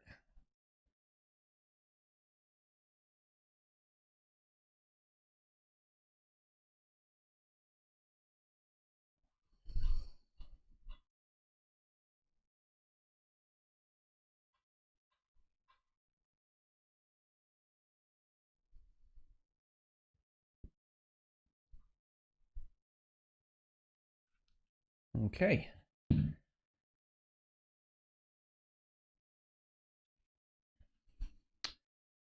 Get a taste of my YouTube video stuff.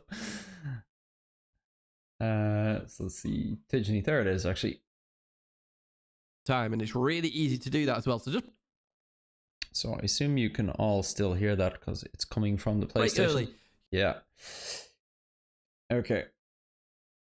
So let me just have a review of this live on stream. So we're going to go into a track Tidge guide now. Then plus my brave this. here on the Aston Martin V12 Vantage GT3 car. Sorry, I'll just say this. I probably shouldn't actually be showing this live on stream. I feel like I'm taking somebody else's content in a way, but this is like, come on, his audience is like 500,000 people on a small stream still, so hopefully he won't mind too much. I'll probably message him though either way. And yeah, for God's sake, if you don't subscribe and follow Tidge already, do. Tidgeny, you'll see him there. Like the absolute best kind of lap guide content week on week, just put out for free. One of the best drivers in the game as well. How are we doing? Your algorithm, ooh, yeah, it's a very compressed algorithm because I'm on my actual Puka channel right now, and I don't do a huge amount of watching on that. But yeah, my main one, a lot of geopolitics stuff. Head towards turn one. I'm using the 100 board Brave man showing my feed on the right side.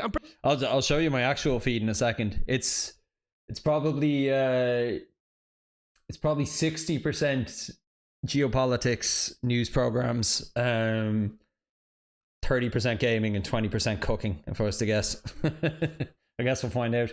There might be some Peppa Pig in there as well. I'd like to blame it on my daughter, but no, I'm kidding. We don't watch Peppa Pig in this house. I banned it years ago. It's known as the forbidden pork. Break it just before we get there for this one. What I want you to do here is I actually want you to cut a lot of the inside on this corner, okay? So you want to trail brake the last bit of braking. You're going to go down to second gear for this corner, okay? We're going to go hard on the brakes and then trail brake the last little bit. What's this throttle input in between the two corners here? This is one of the main things I want to see. We cut a little bit, we accelerate, and then before we get to start the curve on the right, we hit the brakes. It's better to brake really early for this right-hander and keep it nice and tight. If you go way too deep on this corner, you're just going to lose tons of time, and it's really easy to do that as well. So just brake early. Use that curve as a bit of a marker. Hit the brakes. First gear now. So we just let the car try and roll around here. First gear, we're just trying to stay out of the corner. He pretty much has his right tires. A bit of wheel spin. Like within spitting distance of that curb the entire time. And I always find for me the slowest laps are where that curb disappears out of my vision. Aston Martin as we head towards our next brake marker. It's just a gap in the fence on the left-hand side. So yeah, it's just after that distance board that we saw, but this gap is a really good brake marker. So as you get to this point here, you're going to drop down to second gear for the first part, and then you'll upshift to third gear for the second part. Okay, so we're going to go on the brakes right now. So we slow it down. So we go over the curb here, up to third gear, over towards the left, slight lift, and we continue on through. Now, this right-hander really chuck the car in. You will want to lift a little bit, in my opinion, because you want to take the best line then for this left-hander. Now, I've marked the 100 board here. You actually want to brake just after the 100 board, okay? And what you're going to do here is brake in a straight line, following that white line, okay? Which is why I would suggest lifting through the right, because you really want to be as far right as possible. You're going to drop down to first gear initially, and then you will go up to second gear. So that's what I'm going to do right now. So I'm going to be really aggressive with the second gear shift, over towards the right, up to third gear, just trying to get the car around as we continue on through here then. We'll fast forward towards the next corner here then, and what we're going to do is brake before the 100 board. I really don't get this. I knew that was meant to be the brake marker, and funnily enough, it seemed to be working for me when I was messing around on the controller last night. But the amount I'm understeering at the moment, even braking further back from that. Very critical you brake early for it. I try to outbrake myself a lot of times, and outbraking yourself just means you ruin a lap. Really, really, really critical here. You brake early. Don't worry about trying to outbrake yourself, and make sure you cut the inside of the sausage, okay? If you cut the inside of the sausage, you can just accelerate through on the second part of the sausage. Notice how we straddled both of them there. That means the car remains stable and third gear on the exit. I keep missing that first sausage. We're going to head towards the hairpin then, as we stick towards that left-hand side. And we have this sort of escape road here on the left-hand side. So just after that disappears off the edge of your screen here, you're going to hit the brakes. With the hairpin drop overall. it down to first gear. Obviously now, there's you want to trail brake the last little bit. And as I said in the race, like comparatively, it's really, I don't think it's as weak for me. to get rotation in this car. It's difficult in the Porsche, difficult in a lot of cars here. So I try and trail brake the last little bit here, try and get rotation. Doesn't really work. But we go on throttle left, try and get some rotation as well. Just be careful of wheel spin on the exit then as we continue on out of here. We're going to head towards the chicane. Now for the chicane then, on the left-hand side, we've got the 150 board here. So you're braking just after the 150 board. Does he go to second or third here, I wonder? Now for the chicane, you can do this in second or third gear. The second part, definitely do in third gear. But the first part, you might want to do in second gear just to make sure you get the car turned in. Don't go over the first sausage, is what I will say. Touch it. Don't go over it, though, okay? Because if you go over it, you'll have issues. But let's... each side of the car touches a sausage there. Okay, I was really hoping for some secret sauce there, but it's pretty much what I was trying to do. All right, who wants to see my actual algorithm? Dun, dun, dun, dun, dun, dun. Oh, there we are. Fern, great channel. Game Ranks, probably my favorite gaming one. Don't know that one. Gotta love Sammy. Cold Fusion, great. Some guitar stuff. Hank Green is the man. F1. So yeah. Nothing to be embarrassed about. Stand by most of those. I'm part of the members group on Luke Elliott's channel now, and it's probably the best money I've ever spent on any coaching stuff, so highly recommend. Okay, enough faffing about. Back to the game. I'm sorry for what you're saying. Yeah, I knew a girl back a few years ago who was the daughter to a pig farmer. Her favorite pig was named Crispy Bacon. I like that. You keep your car in second gear through the bridge chicane. That's another issue, increasing understeer. Okay, I'm going to take a look at a replay. Are you saying that I'm getting understeer because I keep it in second?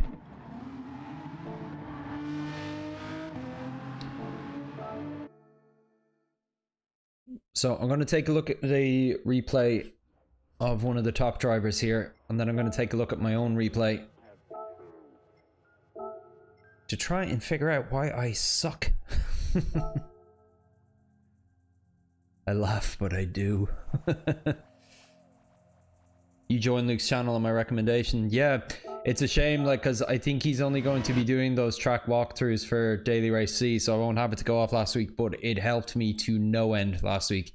I honestly think it was the biggest difference in the success I had last week, was having access to that.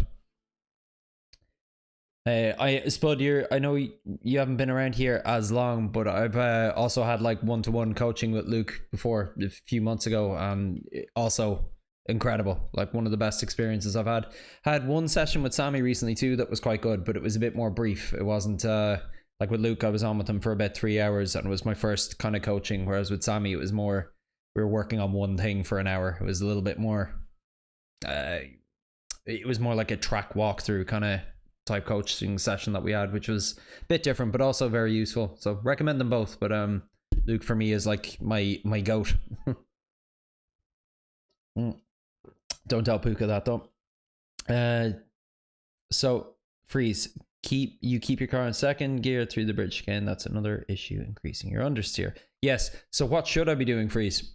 Like, we'll see some of it here, I guess, but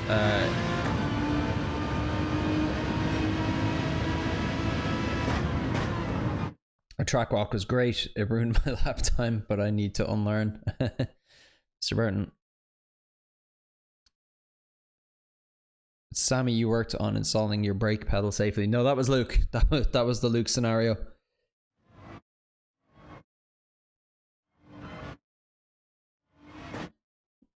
Okay. Also straddles the curb. He's a little less on the curb than Tidge, actually, but faster time than Tidge as well, so. Okay, third gear. Hang on, walk me through this. Why would I be getting understeer in a lower gear, actually? Like, yeah, by all means, something's gone wrong, so I'll try anything at this point. But my understanding would be is if I'd be in a lower gear, I'd be able to rotate the car more easily. Why would going into third allow it to rotate better and prevent understeer? I don't understand that. Oh, sorry, you said there it takes load off from the differential, allowing turning. It's not that I disagree with you, I just don't fully understand.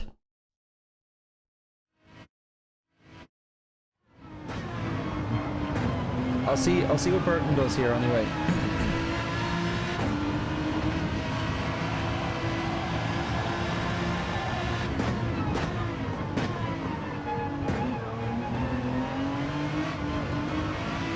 Keeps it in second, okay? Prevents him going into that wall, probably. So this one here, this is my least favorite corner at the moment. It's the one where I'm getting the most amount of understeer, as we said. So I'm just going to, blink out to the rear view now. I just want to see roughly where he's hitting the brake.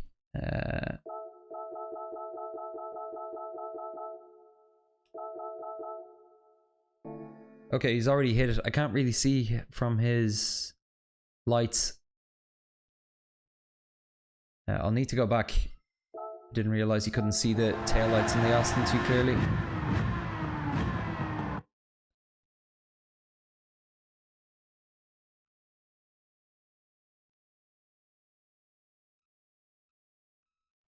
Yeah, I'd initially been braking when the bridge hit the top of my screen.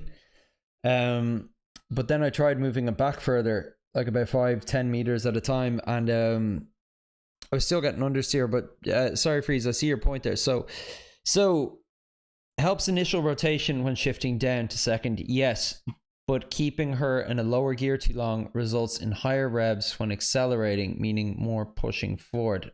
Okay, yeah, I understand what you mean. It's just something I never would have considered before. But yeah, I'll give it a try anyway. See how we get on.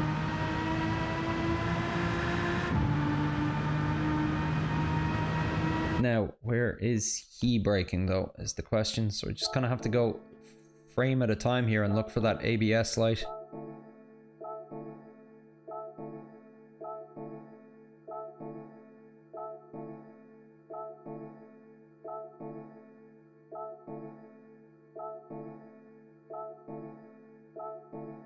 Come on, where is it?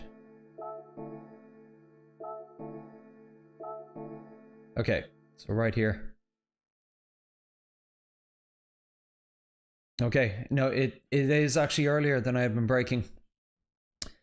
So I had been braking when the bridge had been hitting the top of the screen, and he is braking as the fencing on the bridge is right about to hit his rear view mirror. So I'll use that as my point going forward, but let's see what he does gearing wise here.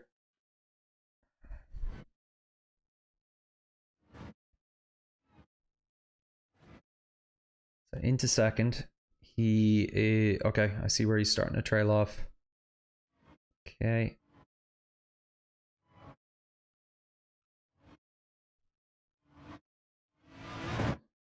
Okay, yeah, but this is...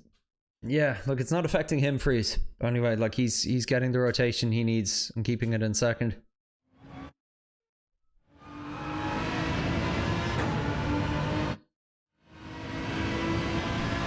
Okay, I just want to see that again. I want to pay a bit more attention to the actual turn-in point here as well.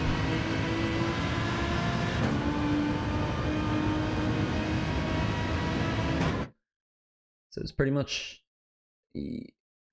at the 50, I think. Okay, no, the bridge is gone and I can see that little red dot starting to nudge. It's just a little bit, but then it gets more aggressive at the 50. Yeah. And you can see he's abusing the ABS there. He's still full on brake, but starting to initiate the turn and then trails off once the grass kind of goes onto the left side of the screen. Okay. Okay, and a lift, obviously. Okay, pretty much straight back down on it. He goes on to third right as he reaches the other curb. Again with the lift. Nice, and I just wanted to take one other look here. He's upshifting before Apex 2. Yeah, no, absolutely.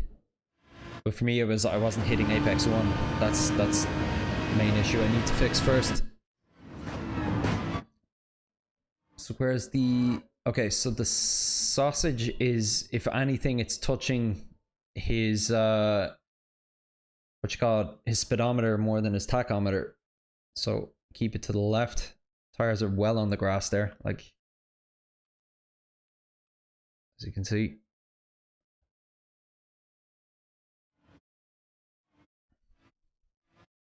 Okay, and that is pretty much bang in the middle for the other one.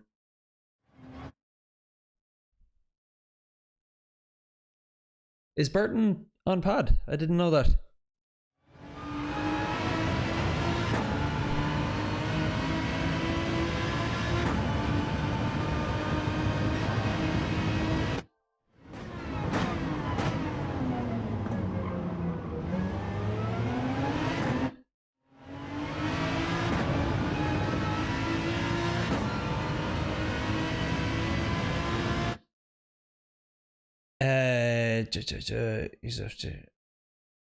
Last chicane is a night and day difference too. Lewis on wheel, as far as you know. Yeah.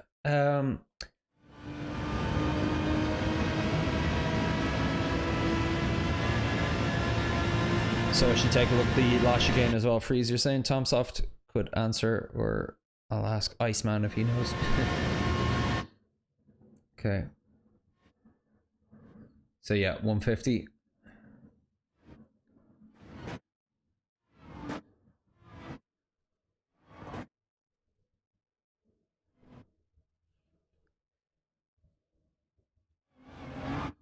Yeah, he's really throwing the car over those sausages. I don't want to do it that way. I'll take the hit on time on that corner. I just know doing that will crash me into the wall more times than not. Okay, let's see how we get on. So, oh yeah, and sorry, my own replay.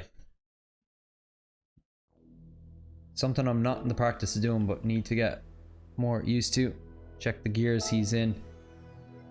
Yeah, sorry, I suppose that's worth doing, given didn't get a clear answer from Tidge on his gearing. Just take one quick look at that, so.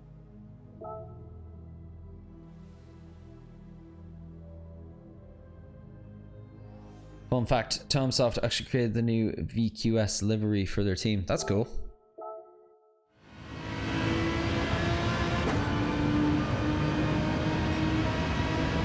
What team is Lewis on?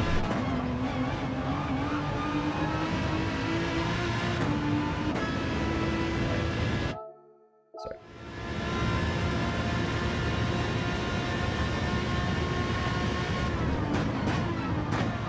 Second, upshifts to third, going on to it, yeah.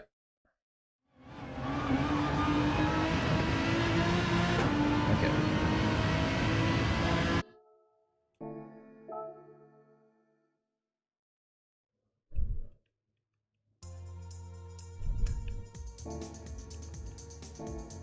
Yeah, VQS. I just wasn't sure what it stood for. You know me, I'm not too up on the teams and the World Series drivers. What's Sophie like on this track? I'm not sure. To be honest, I barely get the chance to race single player anymore.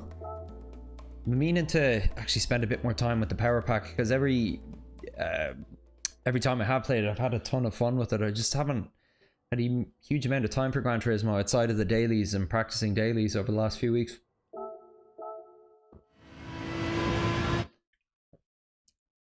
Vanquish Esports. Okay.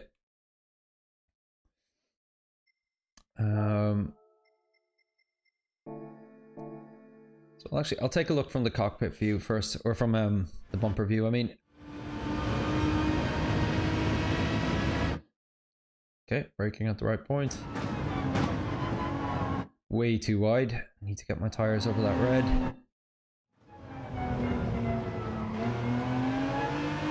Okay, that wasn't too bad, but had the oversteer there.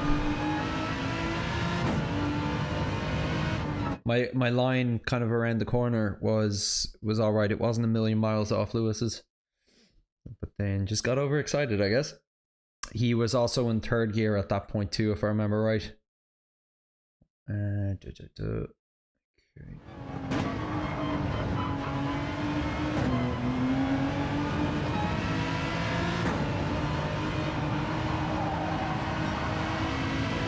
So I'm obviously not doing as dramatic a coming out to the left of the track and coming back in. I'm happy enough to keep it that way for the moment. It's a corner that I don't mind sacrificing a bit of time on for the moment.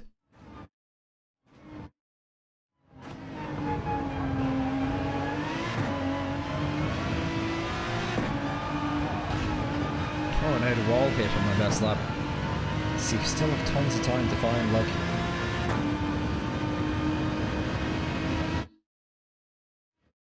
So yeah, you can see I am braking a bit too late. Turning in at about the right point. So yeah, like we just go back here and take a look at this.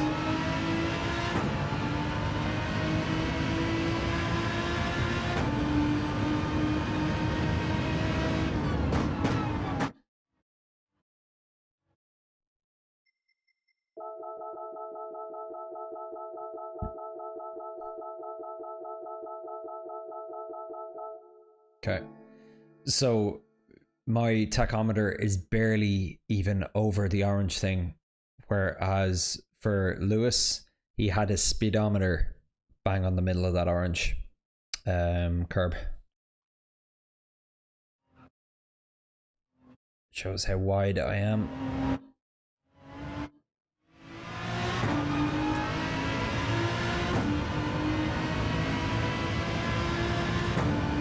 So brake earlier and get my left tires practically on the curb. I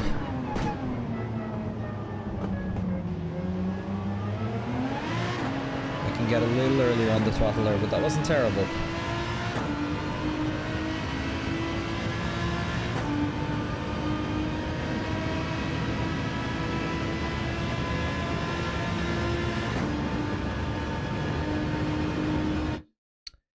What's Sophie like on this track? Just to practice battling, you're suggesting Drag Fury. Okay, interesting. I never even considered that. That would actually be good practice. I don't know why I never really thought of that.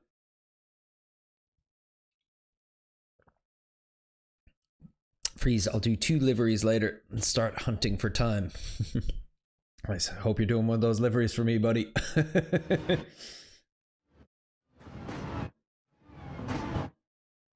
Okay. Okay, so I need to go up to third there from now on.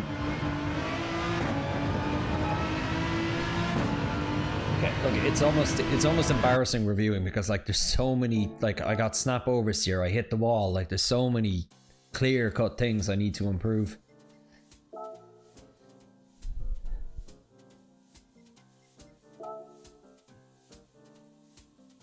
Well, after a team of data analysts reviewed my replay, they came to the conclusion that the improvements would come from getting good. Get good, mate.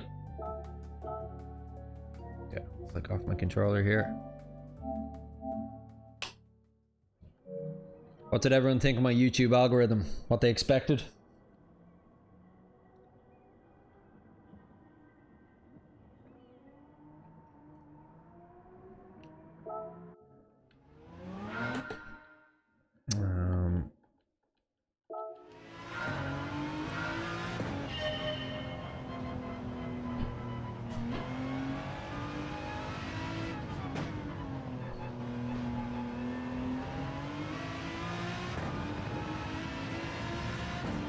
Actually, two of my favorite channels, Freeze, are German. Obviously in English language as well, but really love Kurzgesagt, if you've ever seen it. And I'm fairly sure Fern is German as well. Fern is amazing. They make these really elaborate deep dive kind of documentaries, like 30 minutes to an hour long kind of documentaries about like just crazy stories, essentially. Like, you know, this is how this Russian spy was caught in the Cold War, or here's how the disappearance of DB Cooper happened. You know, just like really, really interesting deep dives into kind of mysteries and crazy kind of geopolitical stories. Okay, so if we break it there.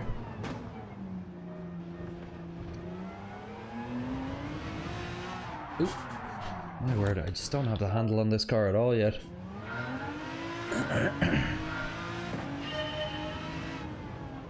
Kurzgesagt. Yeah, that is what I do mean. Do a race, mate. Shut your mouth, Freeze. No, that's a terrible idea.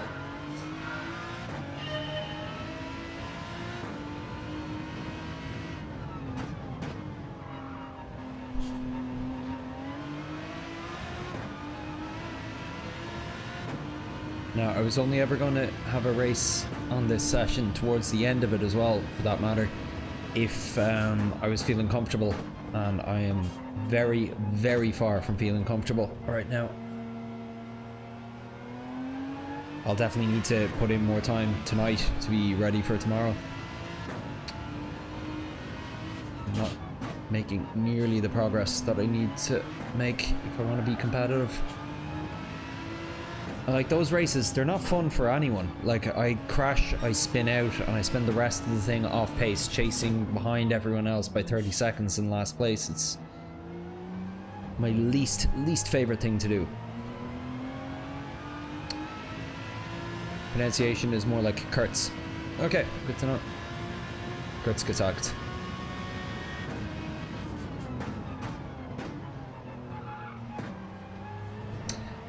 I kind of went off that channel for a small while because it's just like it's like an ongoing joke, the amount of existential dread that they tend to fill you with. But I really like their new channel, the After Dark one, or whatever they call it.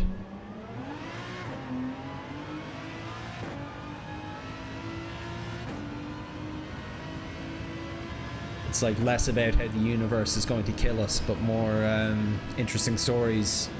Dark stories from history.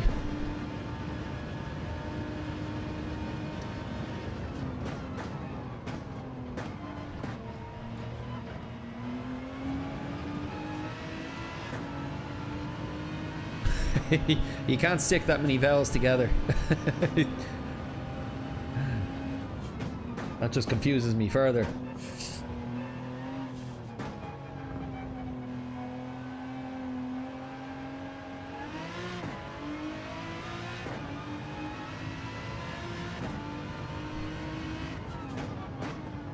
Besides, you don't even want to get me started with trying to have you pronounce Irish words.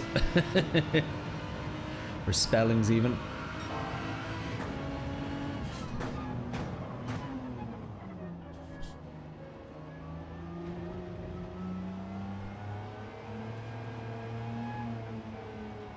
True crime podcasts. Nice. I do like my podcasts and audiobooks as well.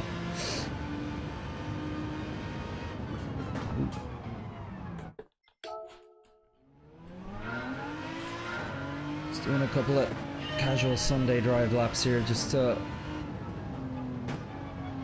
try and let the gearing and everything set in. Into third, leaving that one.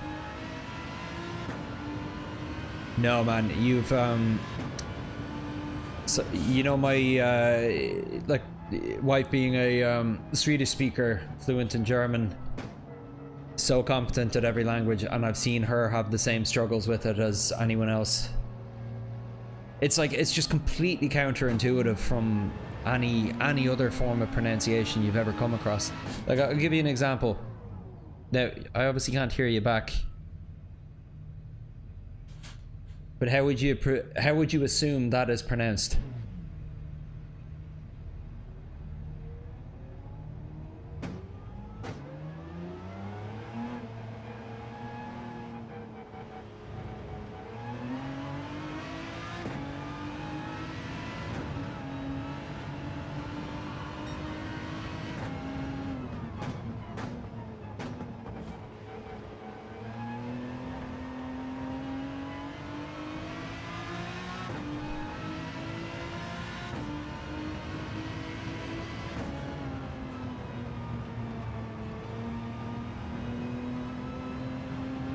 Yeah, there's always a 20 to 30 second latency on the stream. It's because I'm uploading in 4K. It has to be that way.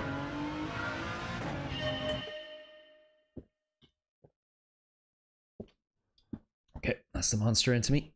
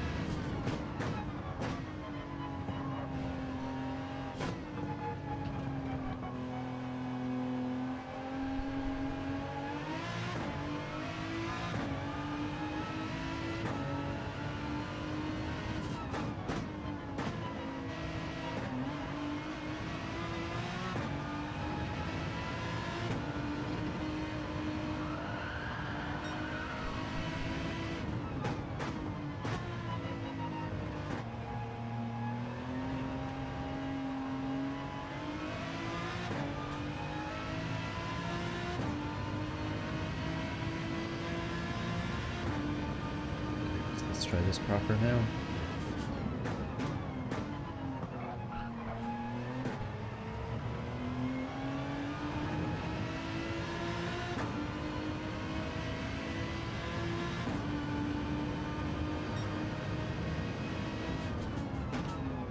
Congrats. Congrats on what?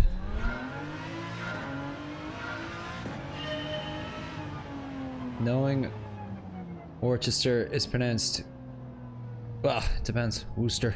Yeah,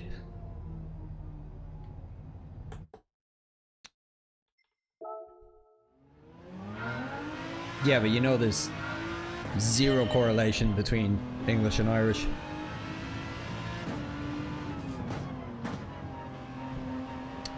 Irish has a little bit in common with Scottish and Welsh, but like they're from the same kind of language tree, if you will, but aside from that it's really very much so its own ancient thing. Oh, and the time, yeah, no, I got that quite a while ago. Can't say Leicester properly, yeah.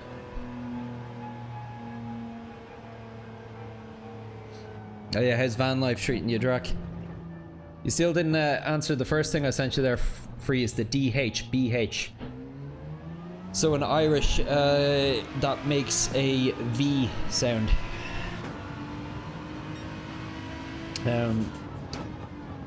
It's typically used with the accompanying kind of D at the start, like, which is kind of silent, but you'd see that used relatively commonly in Irish names. So the likes of Maeve or Sive would end with that DHBH. It's a whiskey from Ireland called Tarb.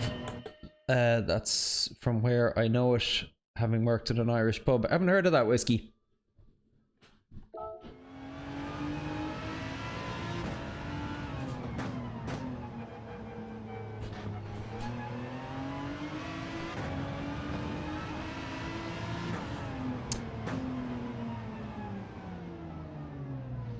Oh, sorry, I didn't. Sorry, I didn't follow what you said there. I've no, it's not so much an I've as it is just the.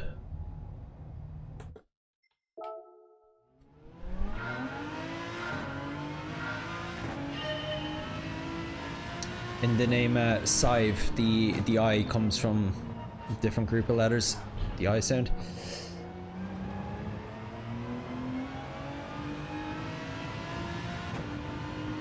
Check the DC. Sorry, what do you mean DC? Oh, the Discord, sorry.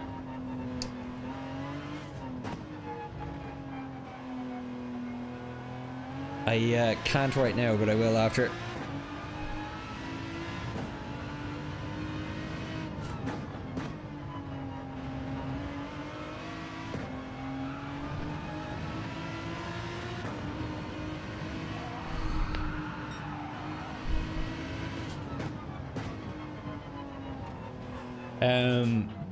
Sorry, I'm gonna focus now in a second for anyone else watching. Sorry, but there's just something I want to tell you about. There's this series of books made by this Irish journalist about like this spoilt rich kid. It's like a fiction kind of series. It's really funny, but one of the one of the things about it is he writes everybody's accents phonetically.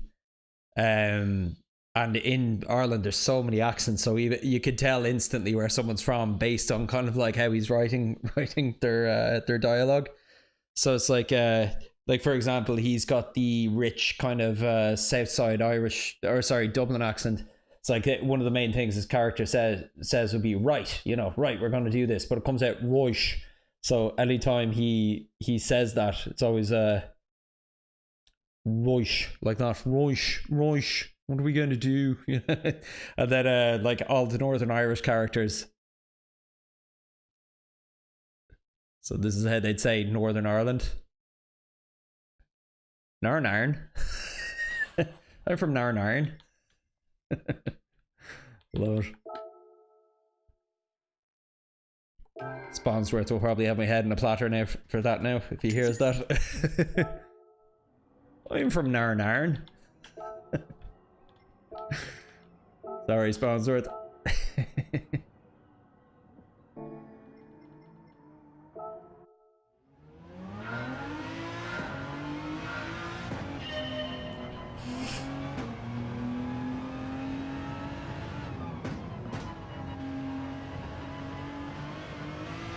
Okay, need to focus a bit now.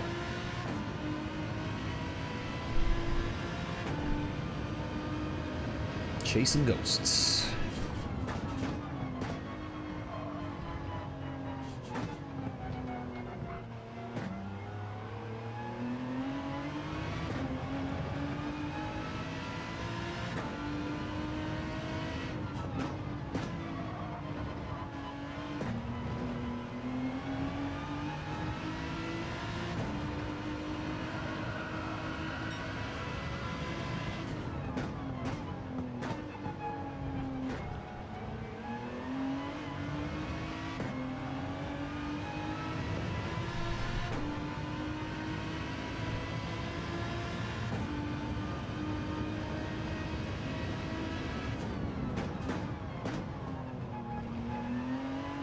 It's a little better, but I'm still not getting quite as much over that first corner as I want to.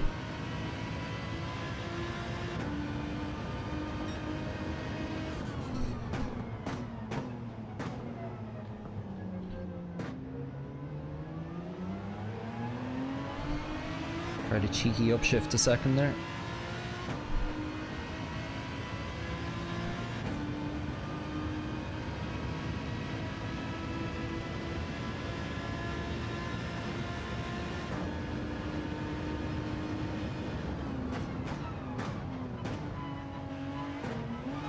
Sold the car a bit too much there and went way too aggressive over it.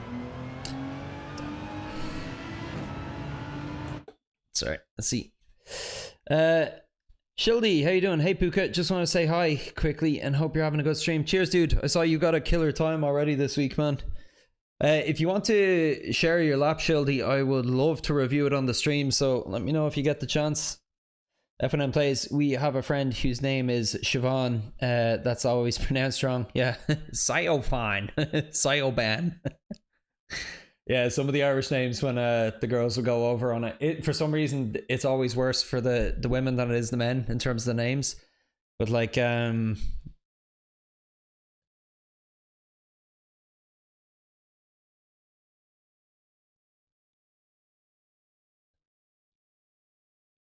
so I know two girls with these names who went over to the US on a J1, and oh the stories they had about, like, so the bottom one there is Aoife, but yeah, the most common pronunciation over there was Aofi or Aof.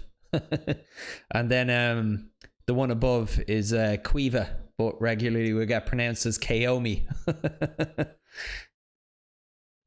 Cheers, Shildy. Thanks, I'd appreciate that, man.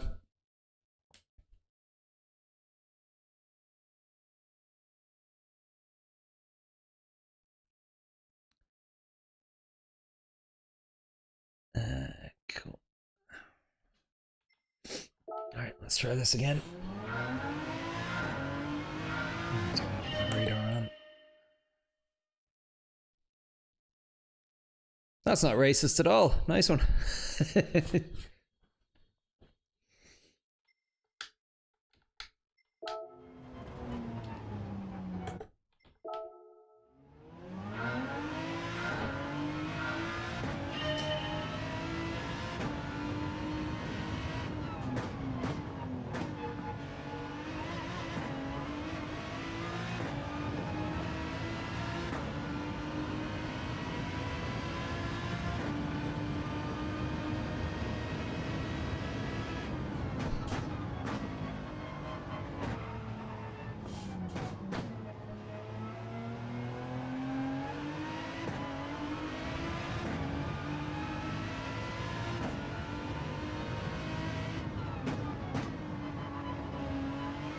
But no, Irish and Old English and all of that, like, it doesn't sound even remotely related to it.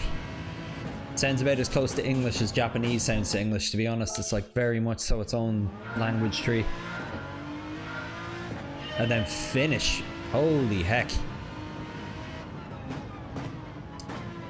Have you ever seen a diagram of the language trees of Europe? It's like everything, even Irish and English, you go back far enough, they are linked.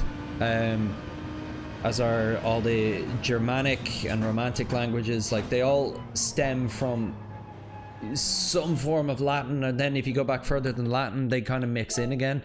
But Finnish and Hungarian and Estonian are essentially their own tree, completely separate. It's like an alien race just landed suddenly and just created a language that wasn't related to anything else, and is very much out on its own. Funnily enough, there's a joke that originated in Reddit by a German lad whose English wasn't good. He referred to himself as being a huge racist all the time because he likes racing. I suppose that's a bit like JFK with his Ich bin eine Berliner.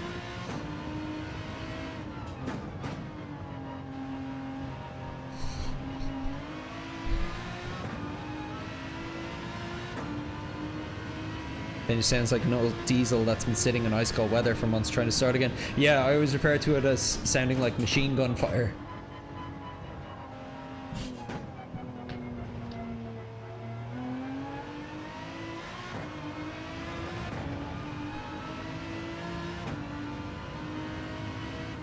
It's my wife's third language. Like, she'd speak English and Swedish better than she'd speak Finnish, of course. But most of her friends that she made when she first moved here are other Finnish girls where Finnish is the first language, and when they're talking together, it's always in Finnish. Her voice drops like a good octave as well when she's speaking it.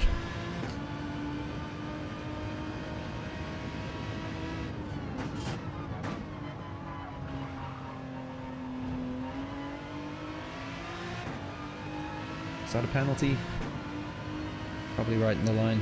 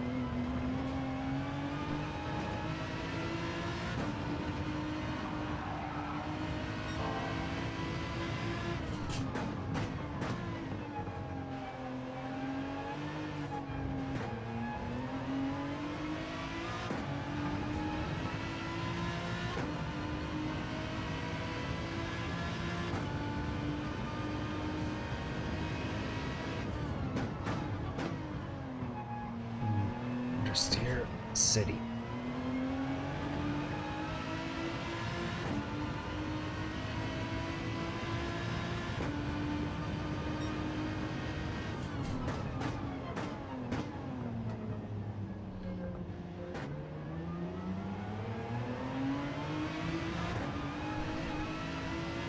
I think that's the best I've ever done the hairpin.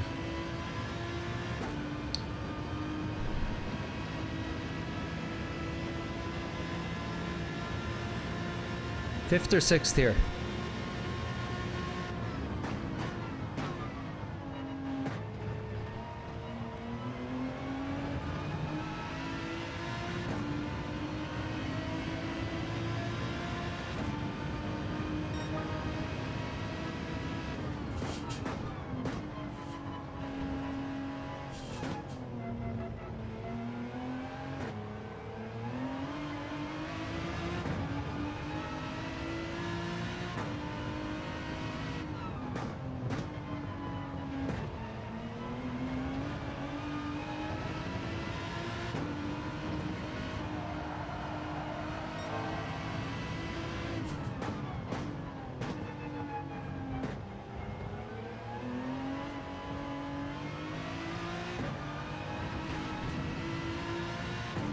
Lance the wall there.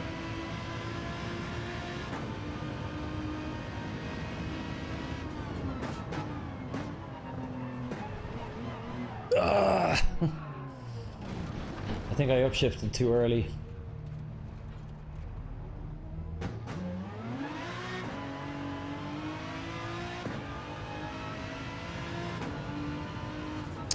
Finnish sounds like an old diesel, that's been said. Yeah, I like German. Words are written like they're pronounced in nearly all cases. Yeah, Swedish is like that too, which is nice. Until you learn about German and Switzerland. Yeah.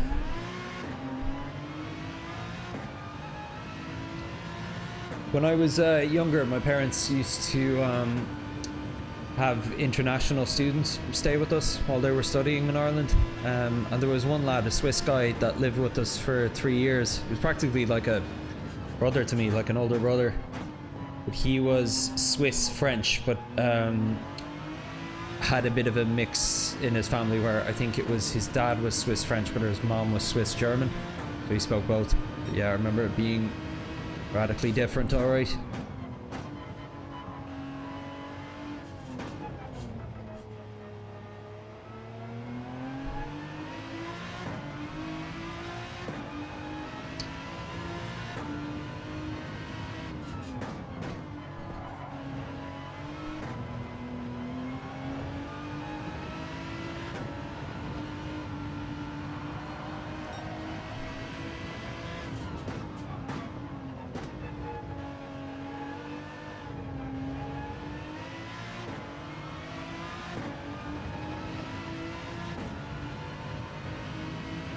Will I be tutoring Sophie this stream? No, I don't think so.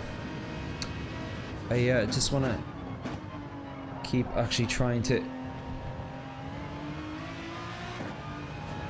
improve my lap time and consistency. So what I'm doing here when I'm shooting the shit with these is I'm just almost getting used to being able to do the track second nature. It's kind of important for when I'm racing on stream. Be able to do it without thinking about it. Just being able to do it with the distraction of the chat and the lights on me and the stream, it really helps.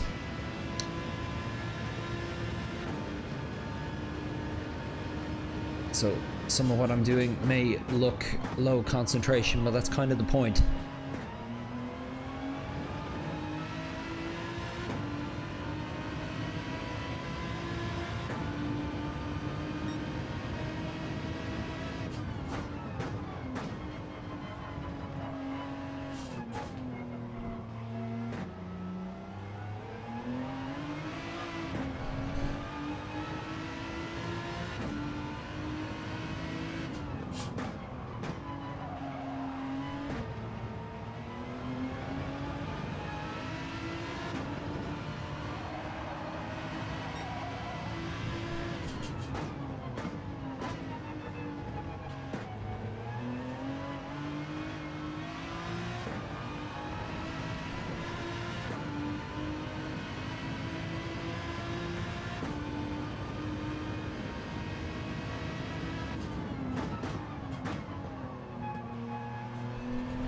I think I'm angling the car wrong as I'm braking, kind of heading too much to the left.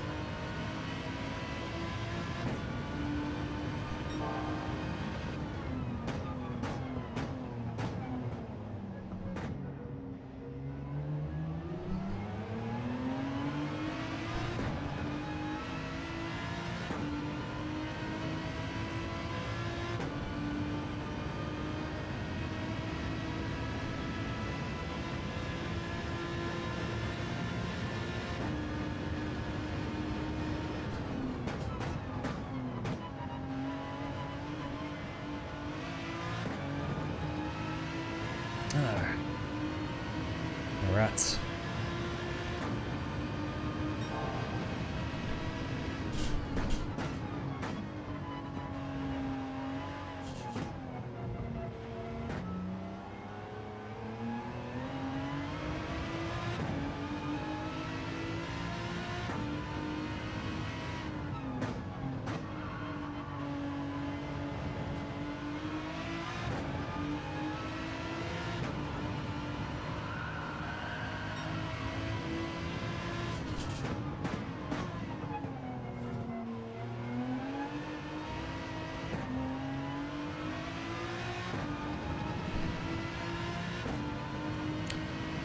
Love to see a Hello Kitty guitar in the background one day. You might.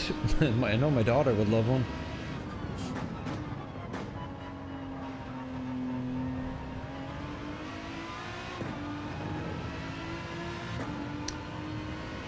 I know Fender, my favorite guitar brand, do official collaborations with them every now and then. Like they put out a few official Hello Kitty high-end guitars.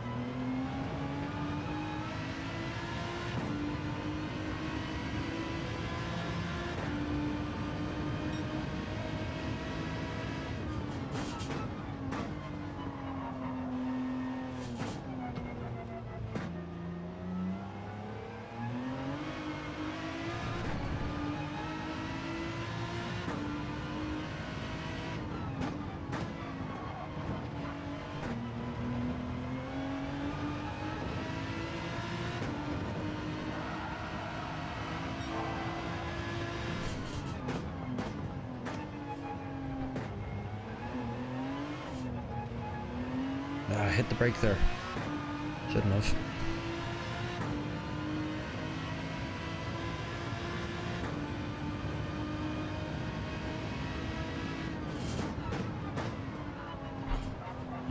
Just trying to angle the car better there, but it's like I don't have the space for it or something.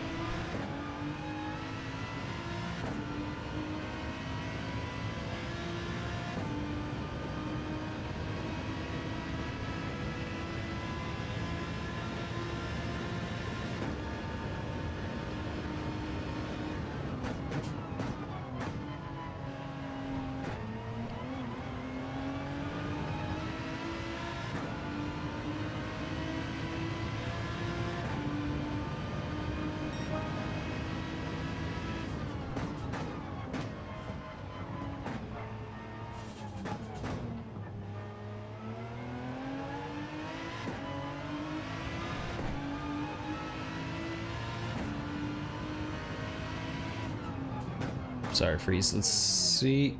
I see one thing with your exits. I see with Liz all the time. Even with myself, I'm reviewing laps. Throttle confidence is not enough sometimes. Yeah, I think I've talked a bit to you about that already. It's partly down to me sometimes thinking I'm doing this much So let me just come to a stop here. I'm thinking I'm doing this much throttle, but when I look at the replay, I'm only doing this much. I don't have a good feel of the travel on my throttle.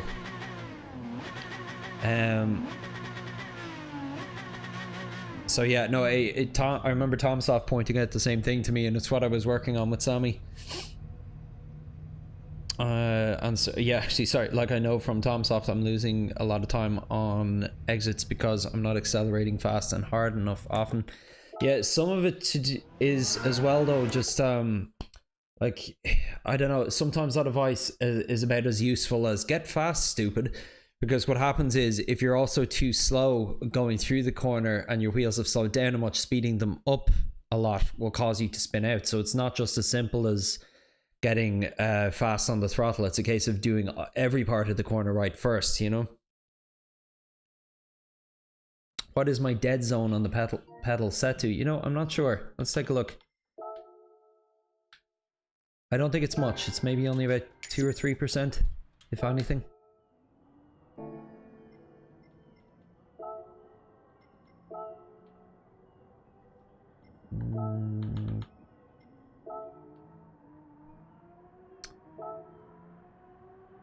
Accelerator 1%. Yeah, that's about right.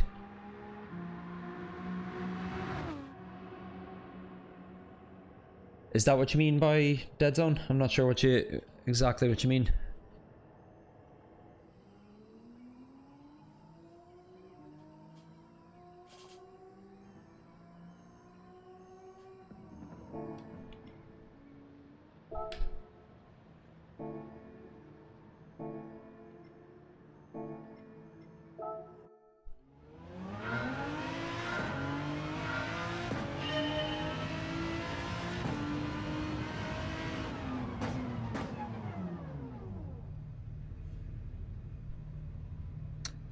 Oh yeah, well like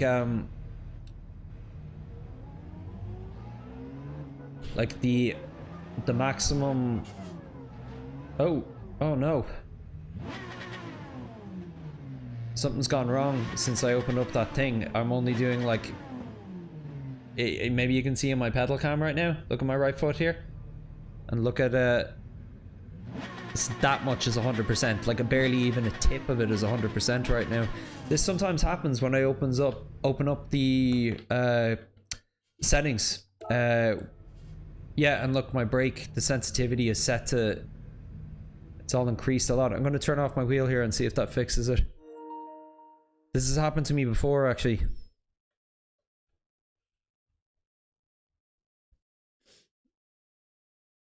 It's like the Gran Turismo settings and the Fanatec settings conflict with each other.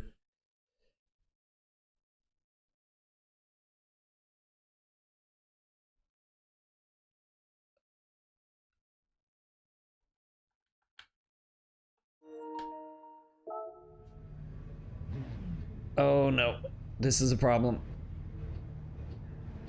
Okay, I'll need to go back into the settings anyway. I might need to restart my PS5 here. I'm not sure what to do.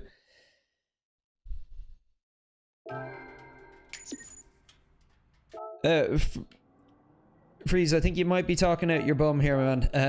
You can't set a maximum in Gran Turismo. You can set a minimum. So look, your pedal calibration, you can set the minimum input. But the maximum that you're seeing there is all about how much you're pressing it in the moment. It's nothing to do with a setting. It's your pedal. Sorry, you set that in the Fanatec section, not in Gran Turismo. And even with that, I don't know if you can. Okay, so where from here can I do it? I'll leave it open. Not that I'd want to, mind you. I'd actually want a hard stop on what 100% is. I wouldn't want it to be soft. Like for me, 100% is where the pedal hits the floor. I would maybe like less travel, but yeah, cool. Show me how I'm wrong. Where do I set it?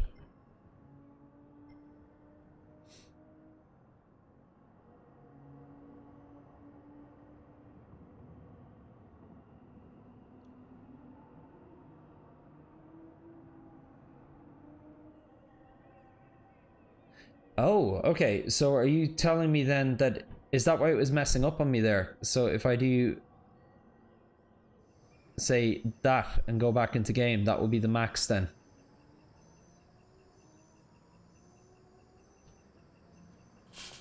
Okay. Sorry, I stand corrected. Did not realize that.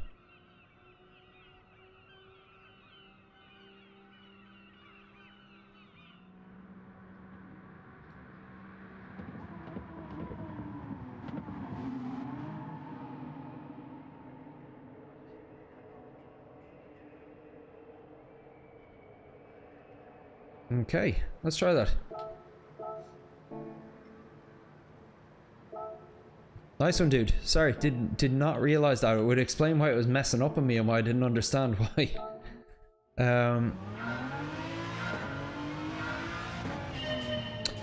Still though, I think I'll actually want to get something physical to stop the travel in the pedal as well though.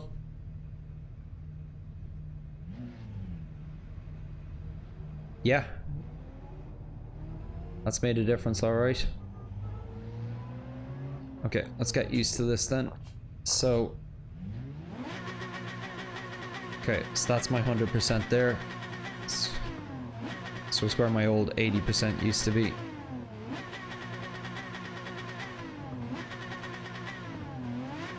Okay, so how do I do 80%?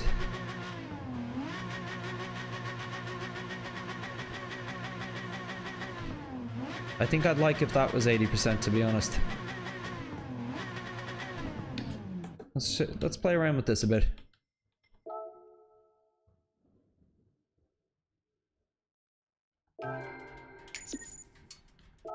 No, we're trying to describe things that I don't think there are set terms for, to be honest. Yeah, that is true. I might look at getting like some foam, or I actually think I have something I might be able to use right away.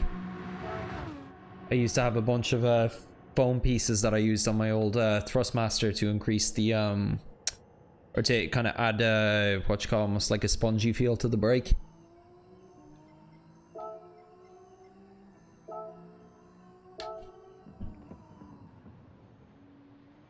Okay. Alright, let's see what 50 feels like.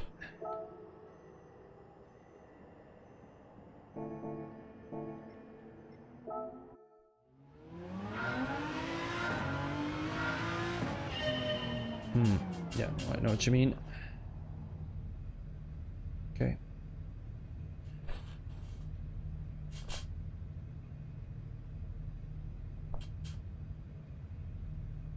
Interesting. I think I might have had my brake only at 80% until now. It does feel a bit stiffer to get to 100, just a little. Okay.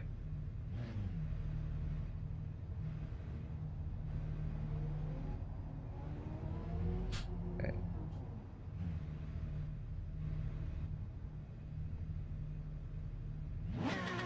Okay.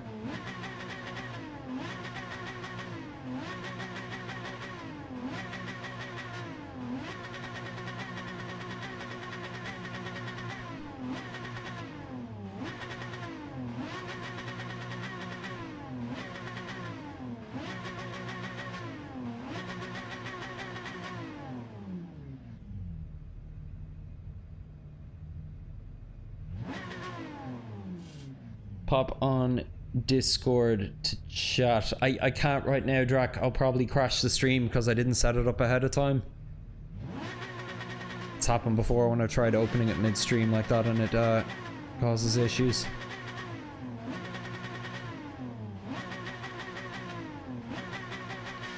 Let's see how it feels.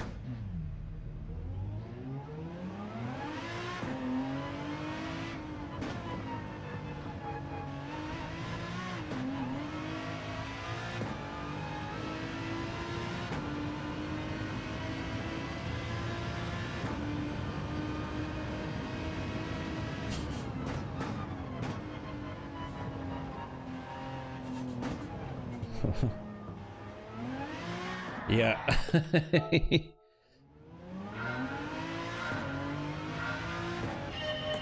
This menu basically is why the World Series drivers are switching gear to practice on before the big tournament to give practice on the spec gear they are given. Oh yeah. Yeah, because apparently they don't even give them load cells at the World Series. It's just like a standard CSL brake.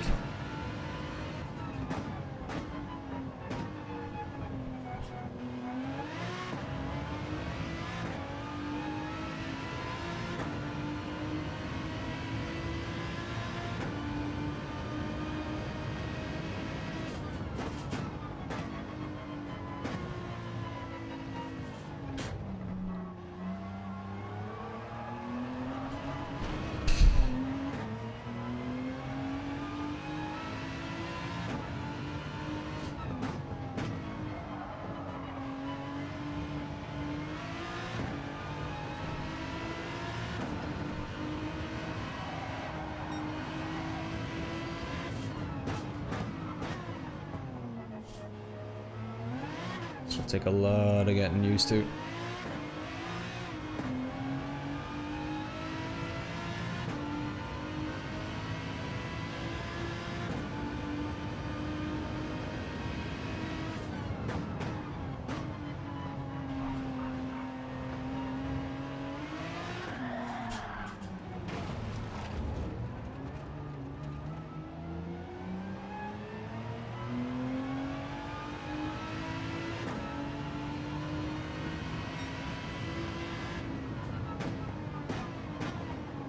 Okay, I'll try one proper lap with it now, but I imagine I'm gonna need to make it a little less sensitive than it is now.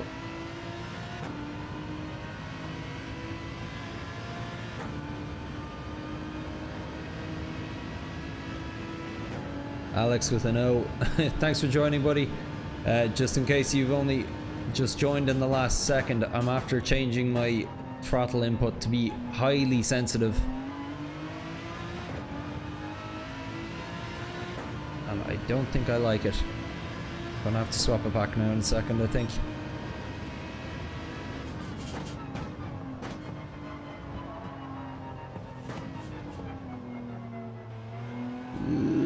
That's yeah. No, I can't drive like this. I think what I need to do is put a physical stop onto it, freeze, and maybe bring it to about 80%. Just way too sensitive at that.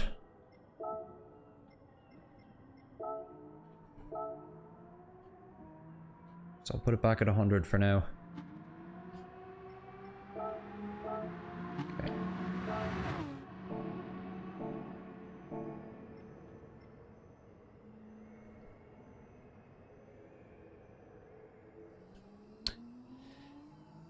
.138 is fast. No, 138.0 is fast. 138.8 isn't.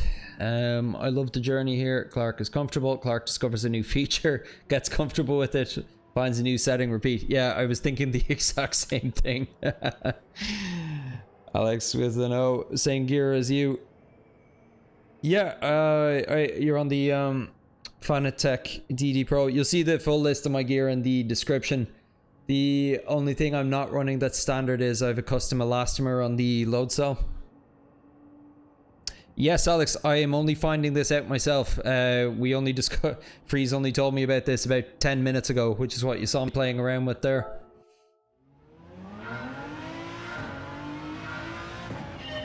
You're in C, yeah. Yeah, you'd probably be okay in the 140s for C rank. At least if you're looking at mid, kind of like mid quali. But there's so there's that website GTS Rank Daily. That's what I'm going to, and I'm not even in top 10% of times right now.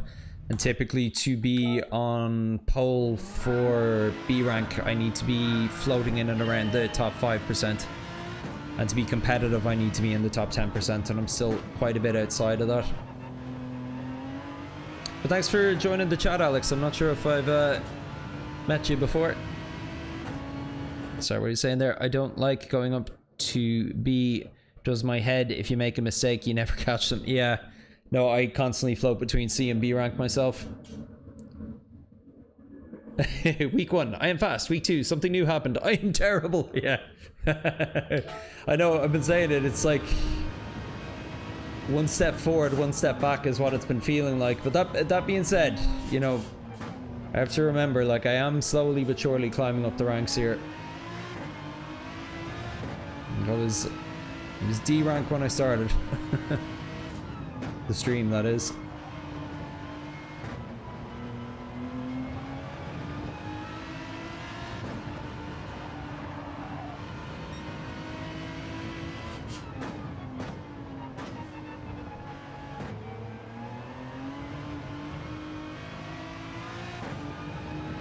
Remember, I can actually press the throttle again now.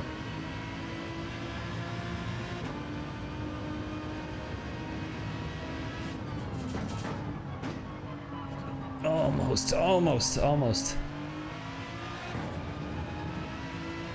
Just need to get over that first sausage.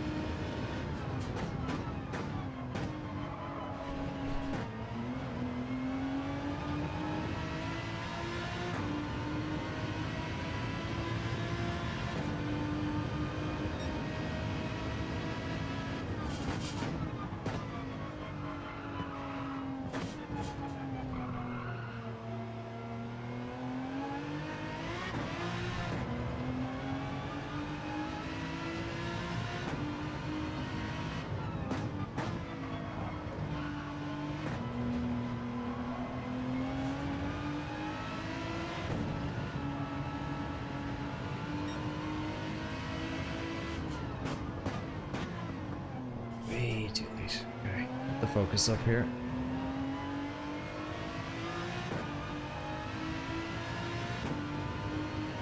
Sorry, what are we saying? One day you'll get fast and confident enough to race with them lads up there. Yeah, that's the dream. Alex with top tip, I set my wheel to 470. No.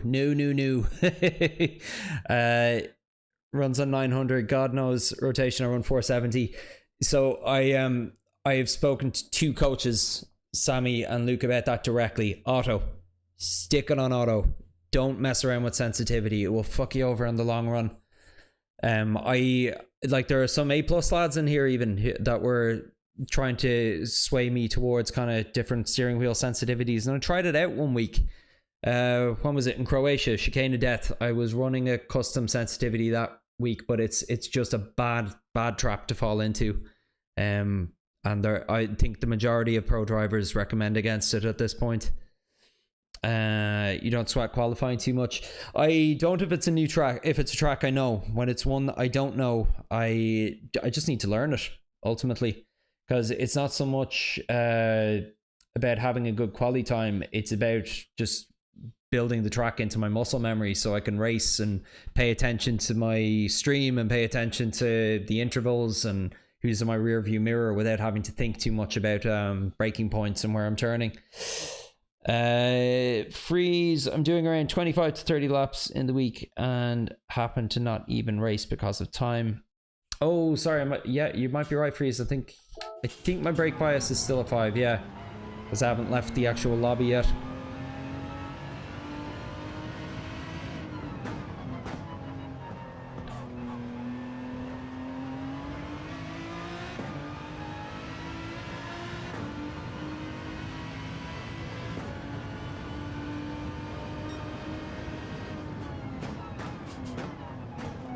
Yeah, Drac, I think that's a good idea. I might do a bit of that tonight, but right now my main focus is... I'm still half a second off my optimal time. I'm still trying to build up consistency. Like, I'm not even able to race against myself here yet, let alone an AI or a human opponent.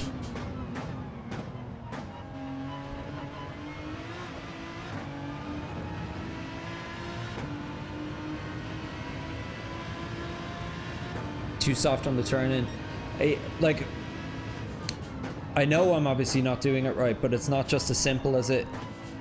Tiny bit of advice like that freeze.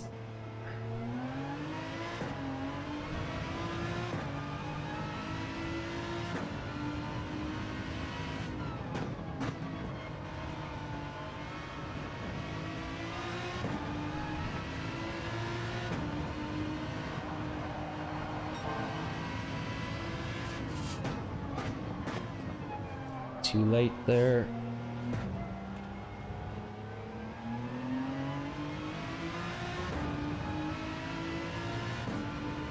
Alright, enough backseat driving for now, lads. Let me focus here and try and make it happen.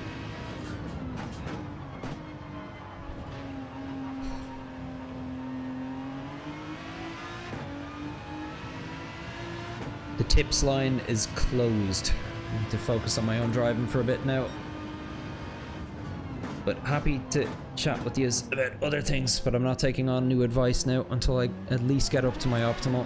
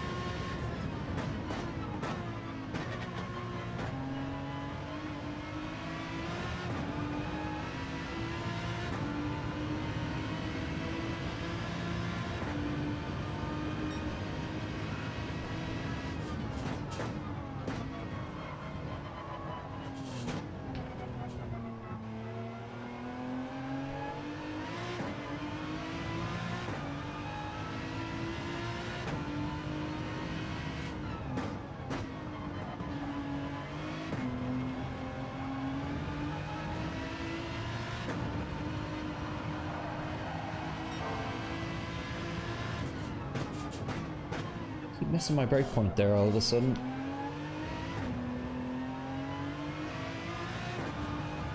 Used to have some easy time to find.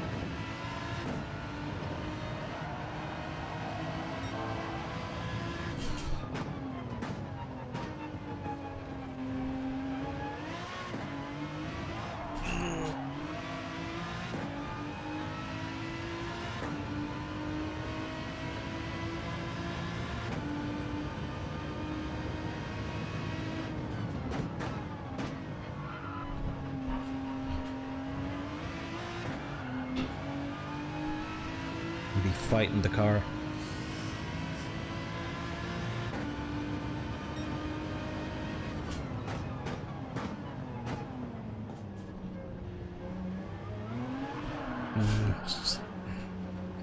I was a bit too acute there.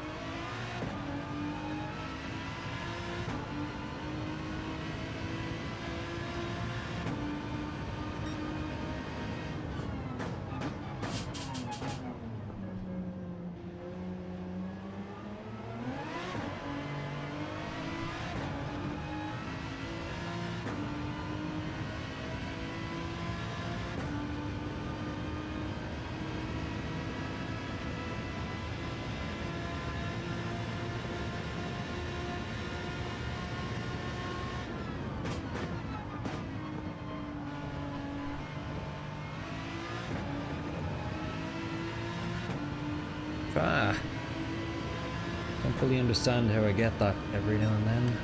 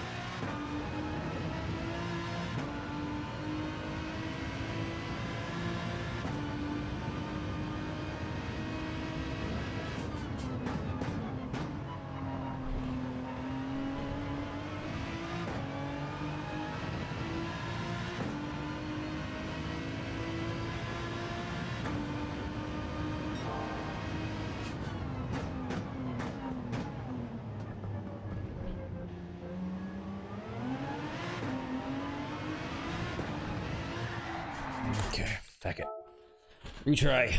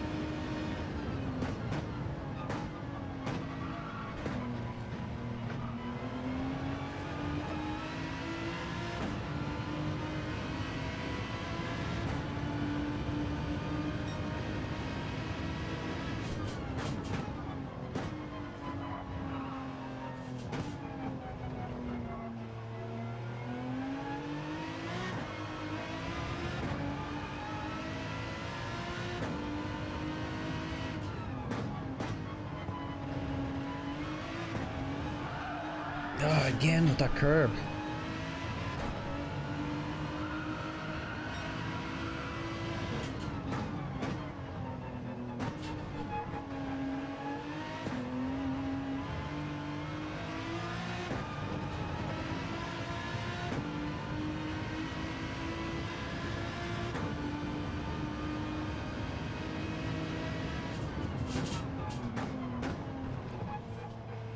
Braking too late again there.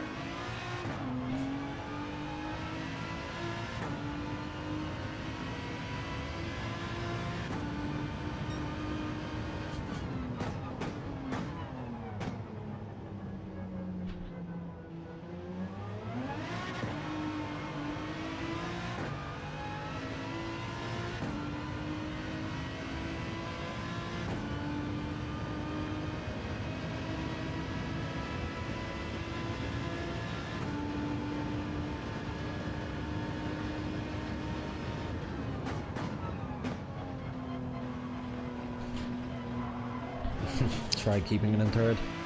I was curious, it didn't work. I got damage.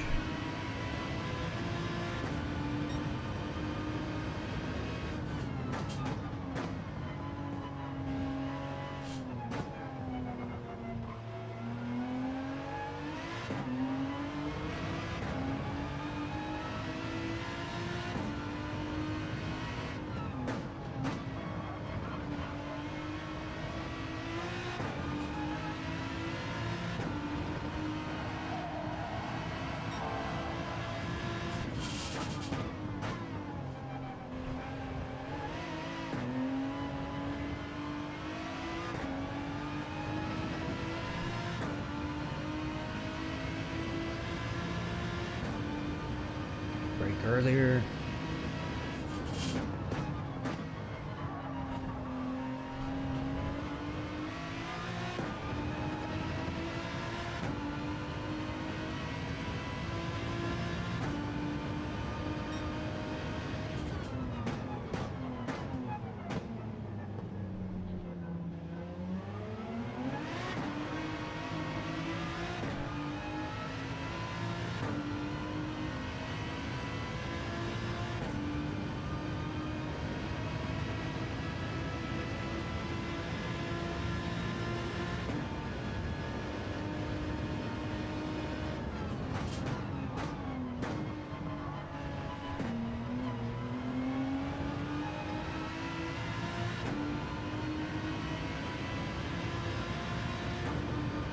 Okay, back into the 138s.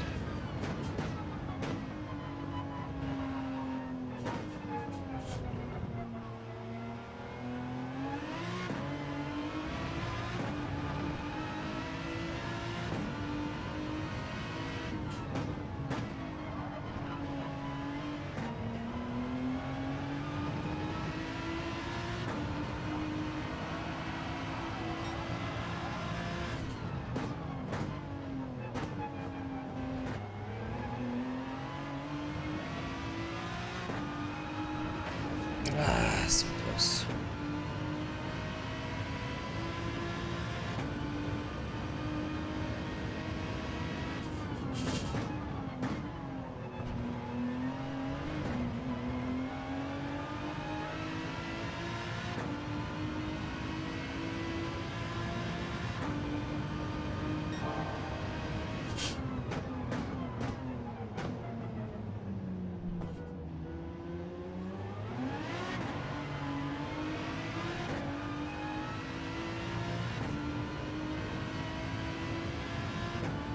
Might need to coast a little more in the hairpin. Just for that last little section. I think that's what cost me the 2/10 there.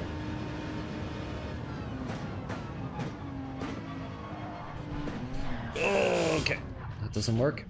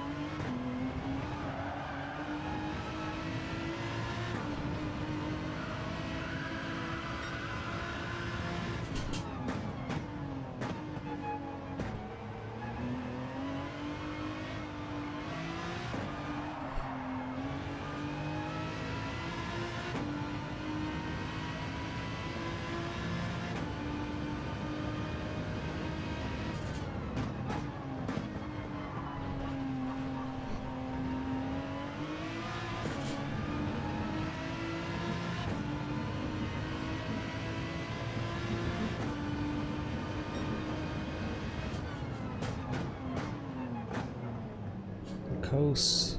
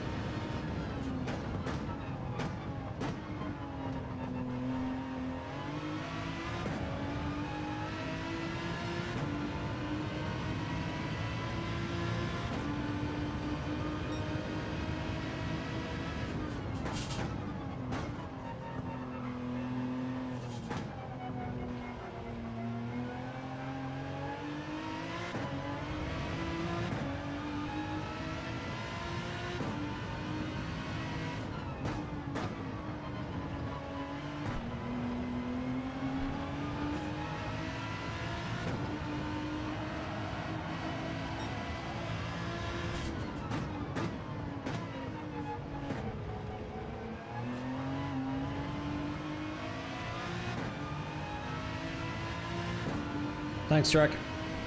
Yeah, getting into 139 is a lot more.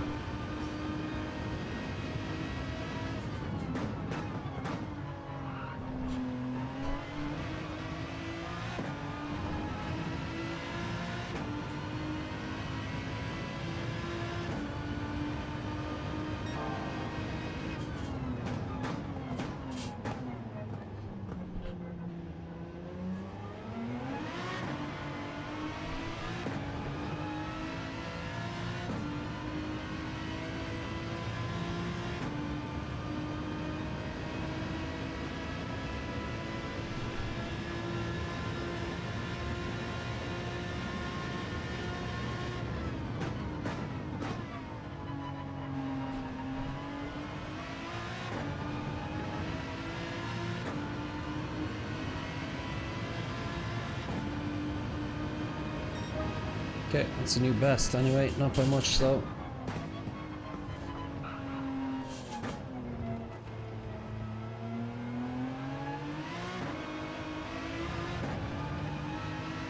Wow, that's a lot of time I found there.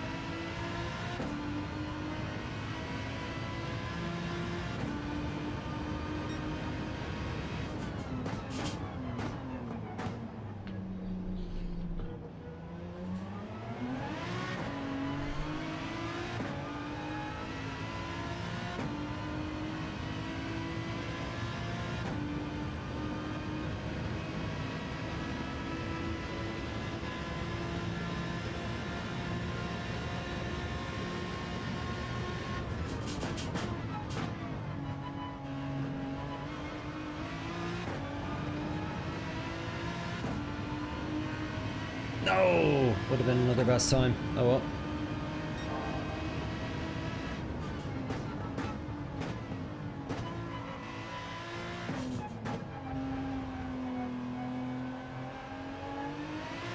So I still have so much time to find on the first 2 turns. Like, look at my optimal there.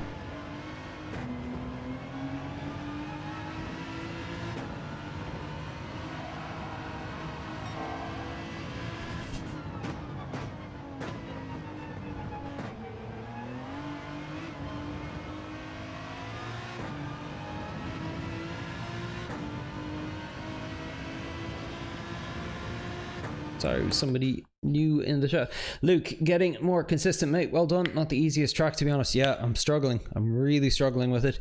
And sorry, somebody new. We have Friso Van Drunnen. I have a 37.2 at the moment, but I think 36.8 is possible. Wow, you must be up near A+ then. That's some serious times, dude. If you have a lap you want to share with me, my PSN ID is in the description. I'd love to take a look and review it, dude.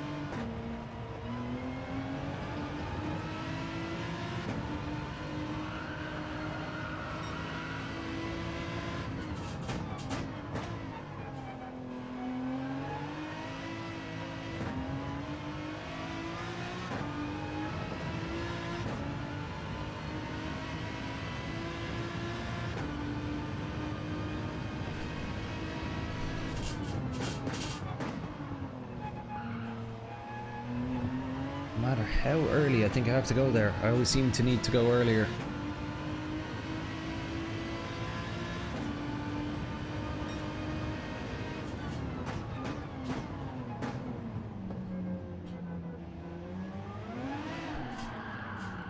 I need to upshift a second there.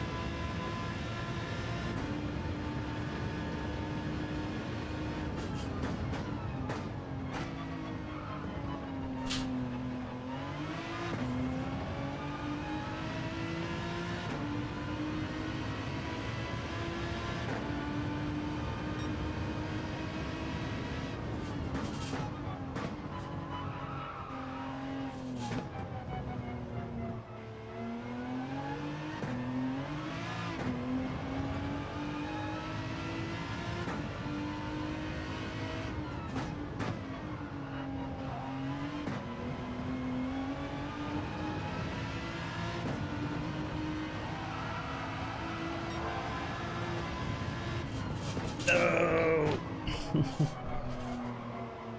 I can taste that faster lap. I can taste the sub 138. I'm just over pushing.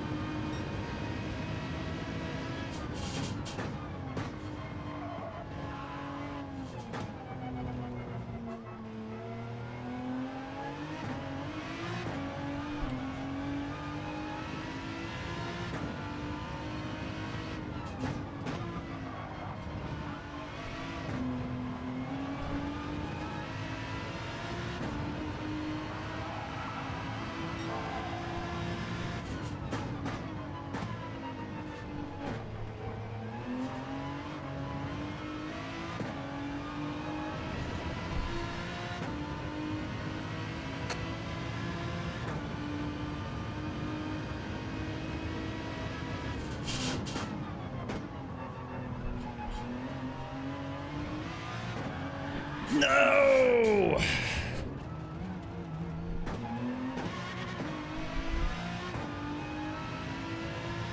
Deep breaths. I can do this.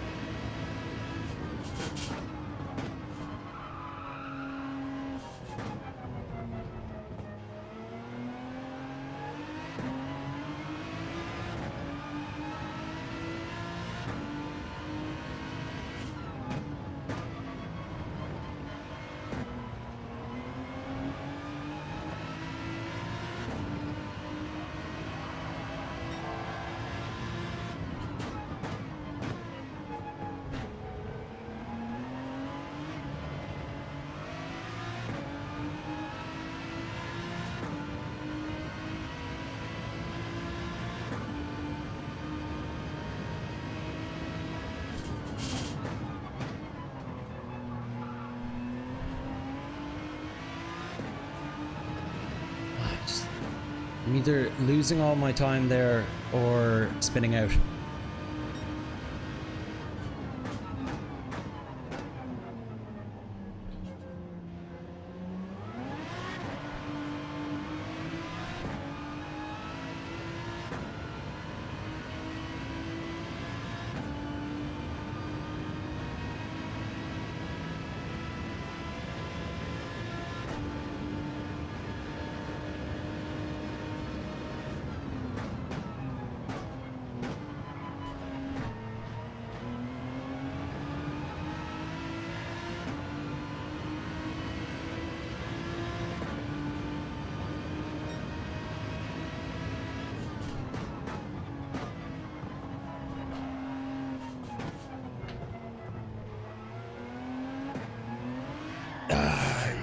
Push.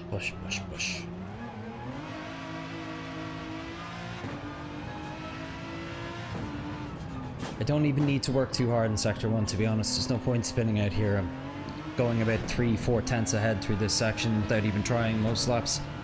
It's this one stupid turn under the bridge is just still doing me in. The one time I did it okay earlier, that's what turned out to be my best lap, despite the rest of the lap being weak.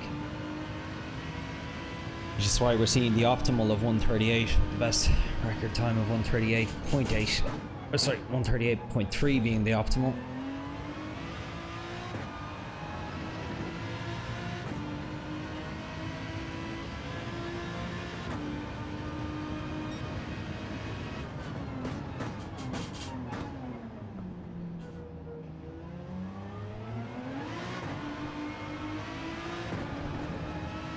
Some nice time found there as well.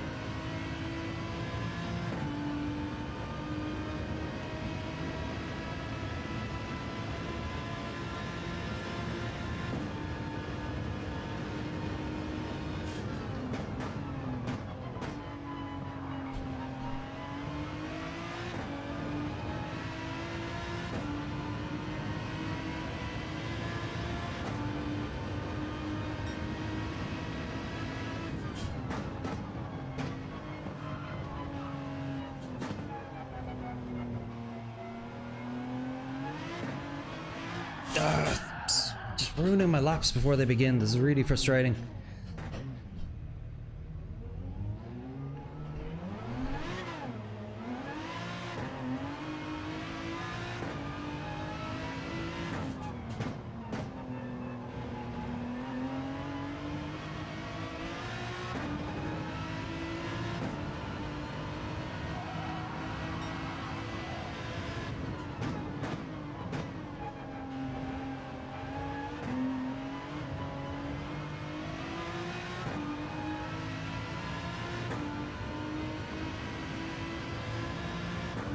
I'm starting to like that chicane section at least.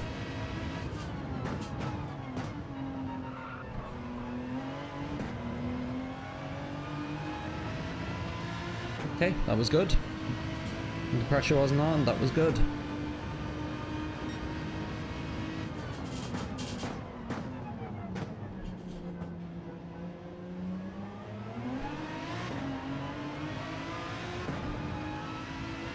Yeah, look, my optimal came down by about another tenth.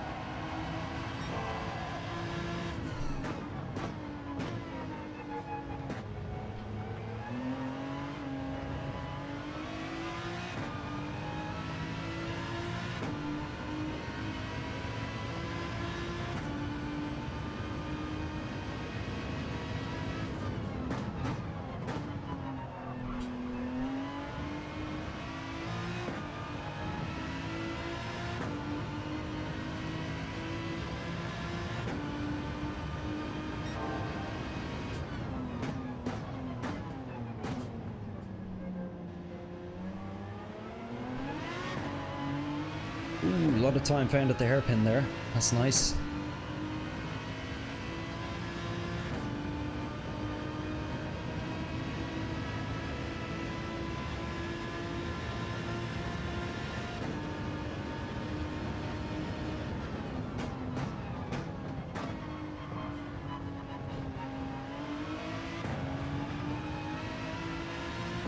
Lost some at the end there.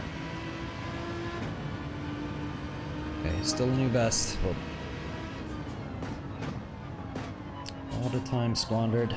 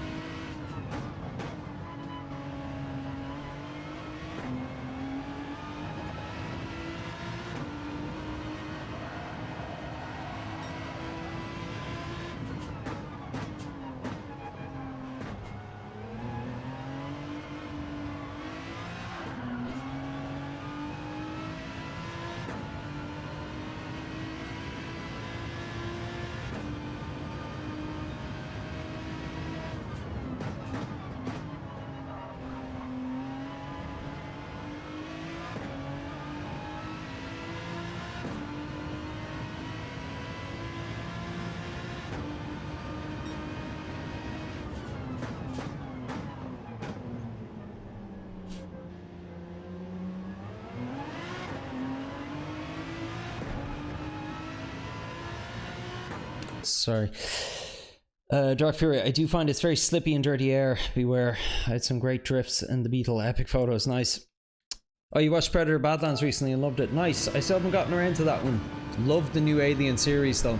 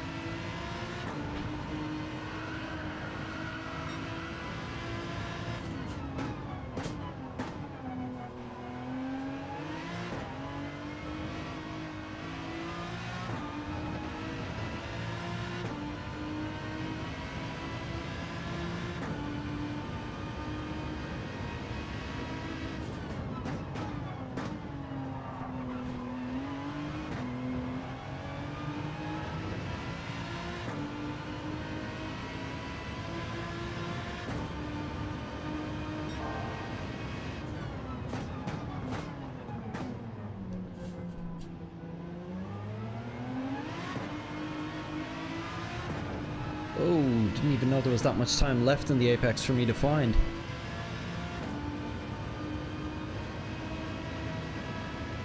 Like, I'm up here and it wasn't necessarily the strongest lap until that point.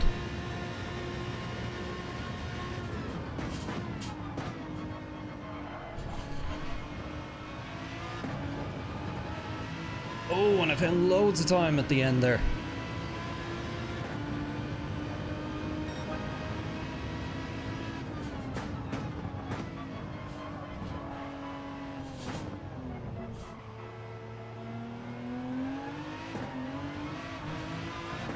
I've tons of time to find near the start of the lap as well.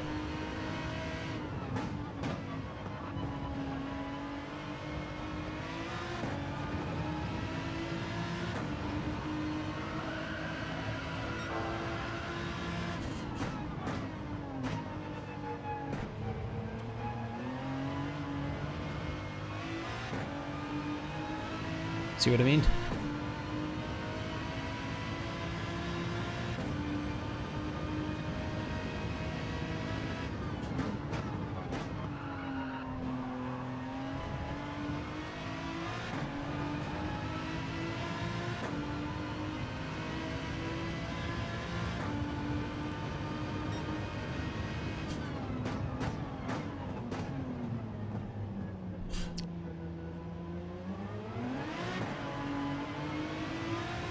Yeah, I'm not sure what I did in the hairpin last time that I found as much as I did. So it's funny, it's balanced out. I got lucky with one turn, but messed up some of the other ones I'm more consistent with, but have somewhere landed on my optimal. Or somehow landed pretty much roughly upon what I expected my optimal to be.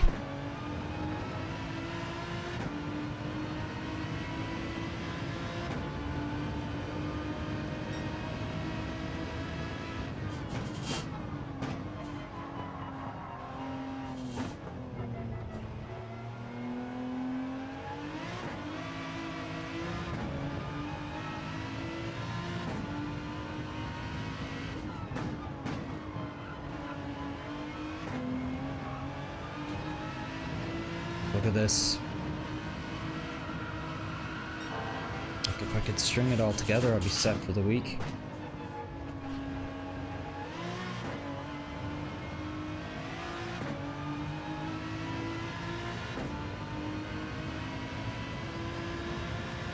Deep in the 137s with this.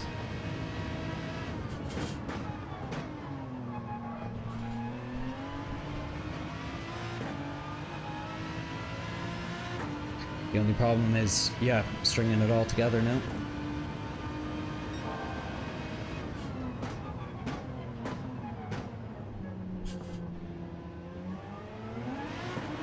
Ah! I had it. Okay. I know what the difference is at the hairpin, at least. Look at that optimal. 137.7.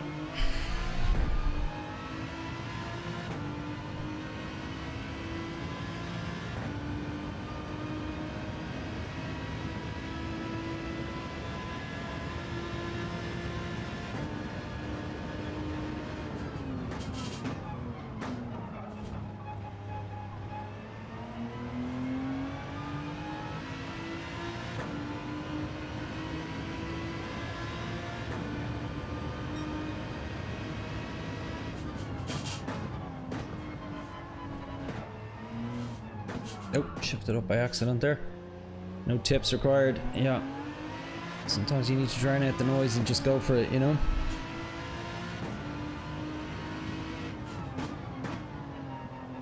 Like, the thing is, every now and then you'll get somebody in the chat saying, oh, you need to turn the wheel more, you need to, you know, brake at a different point, but you don't really know what the car is doing unless you're in the seat handling it. So, like, for example, they could see that the wheel isn't being turned enough, but what they haven't seen is I've missed my brake point and I can't turn the wheel more. And the issue isn't my steering input, it's that I was braking wrong. You know, it's...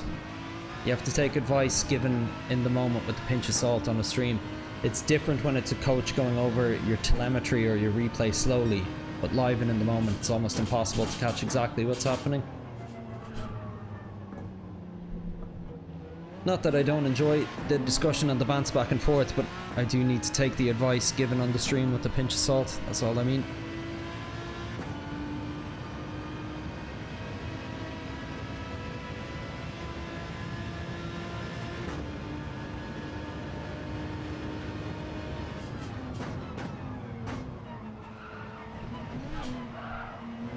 Okay, can't go over the curb that aggressively.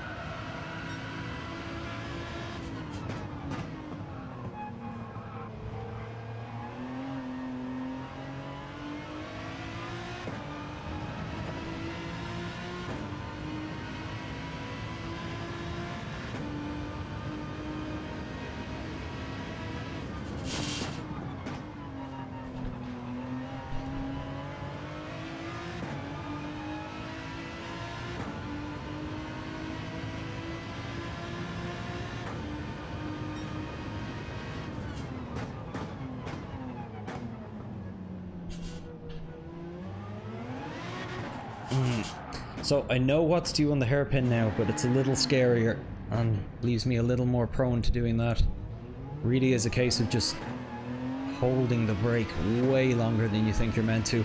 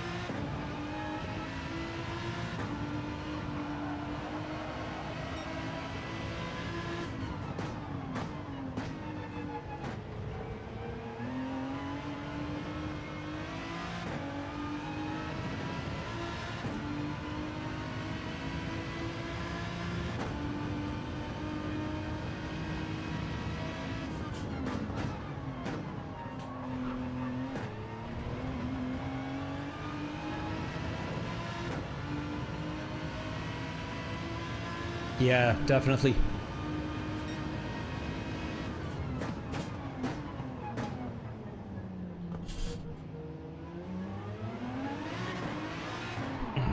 Again, I'm gonna try an upshift from now on. It's the same thing again, but upshift while I'm still mid-rotation.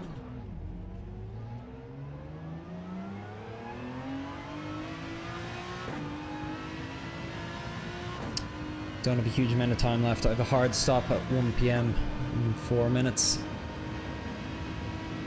But I'll get back on tonight probably, just for a bit of soloing. Maybe some Sophie races just to get me ready for the Pukathon tomorrow.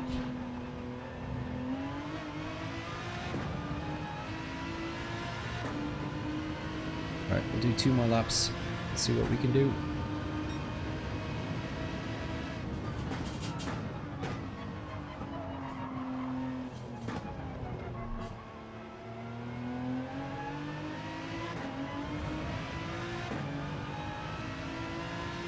Great start.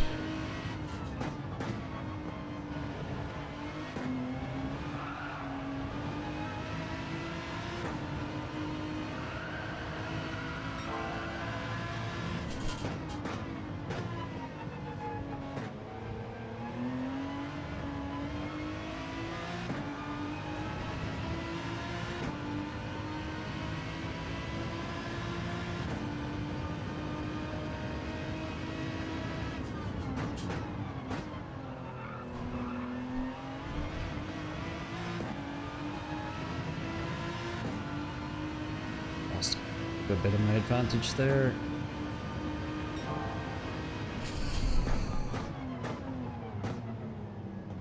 And upshift.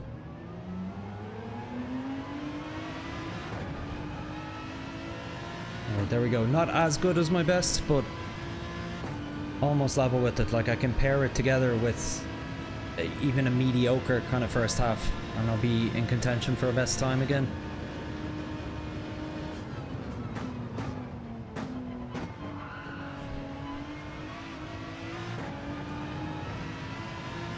Lost about 2/10 there, I think. Yeah.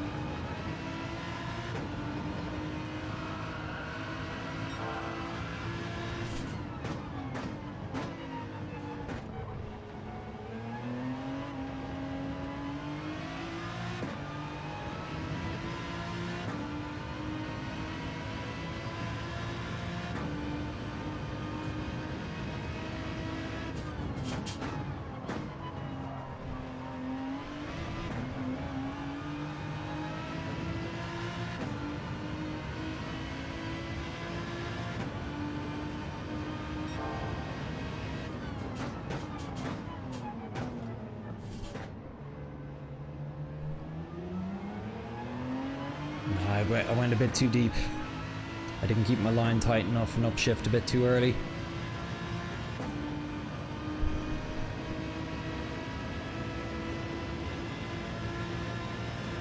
I have a lot of time to gain in the first 2 turns as well, though.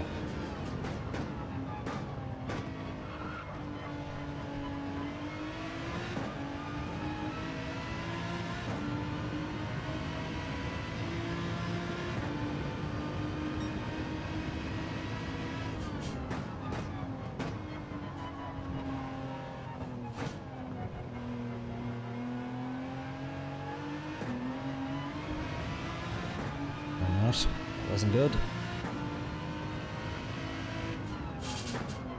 Missed my braking point. Okay, going around. One last lap. Need to give it one best effort. Like, I've got so much more in the tank here. Like, look at my optimal, 137.5 now.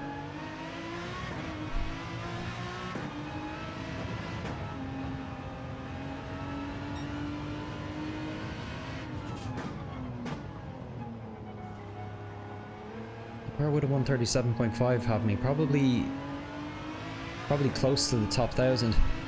I think that's where efficiency was.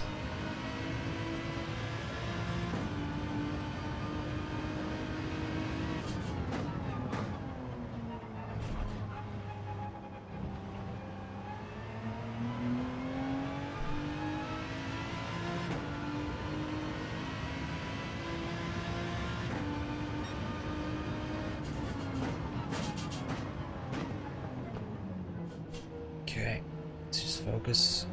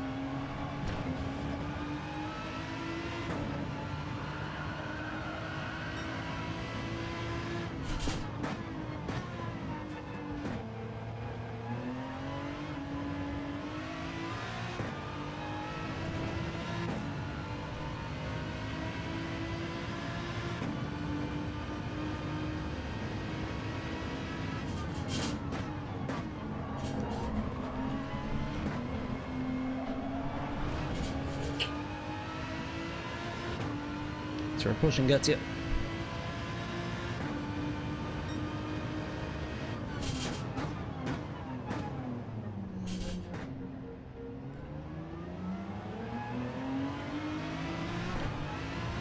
Ah, slipped on the curb.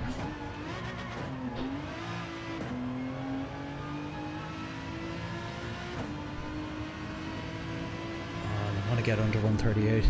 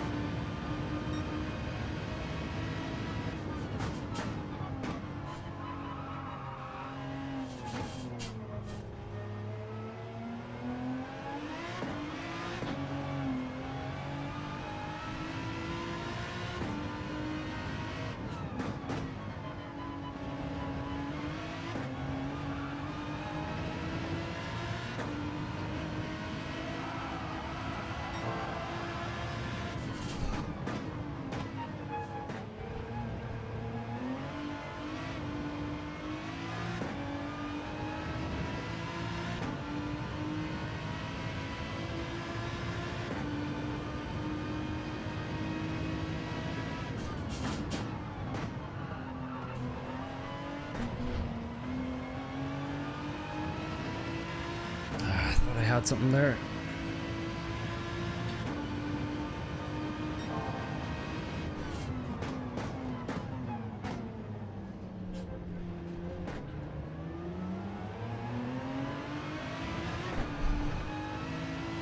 I was up for a second there.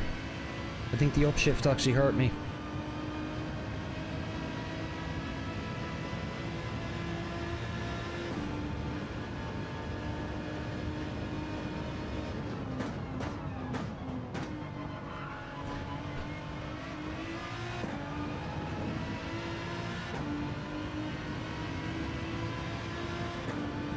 It was actually a new best.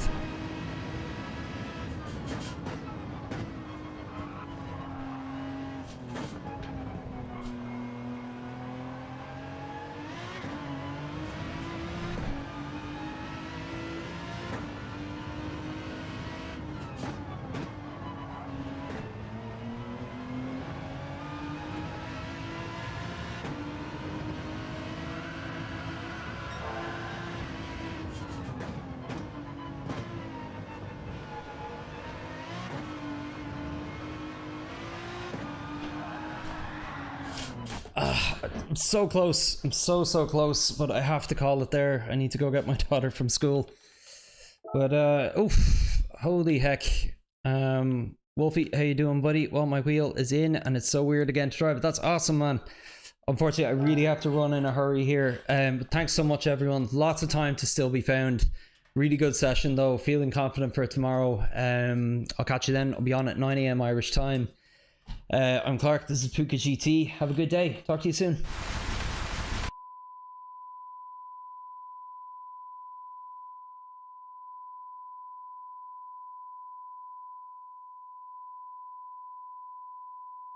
You are watching the GBC, Television for Goats.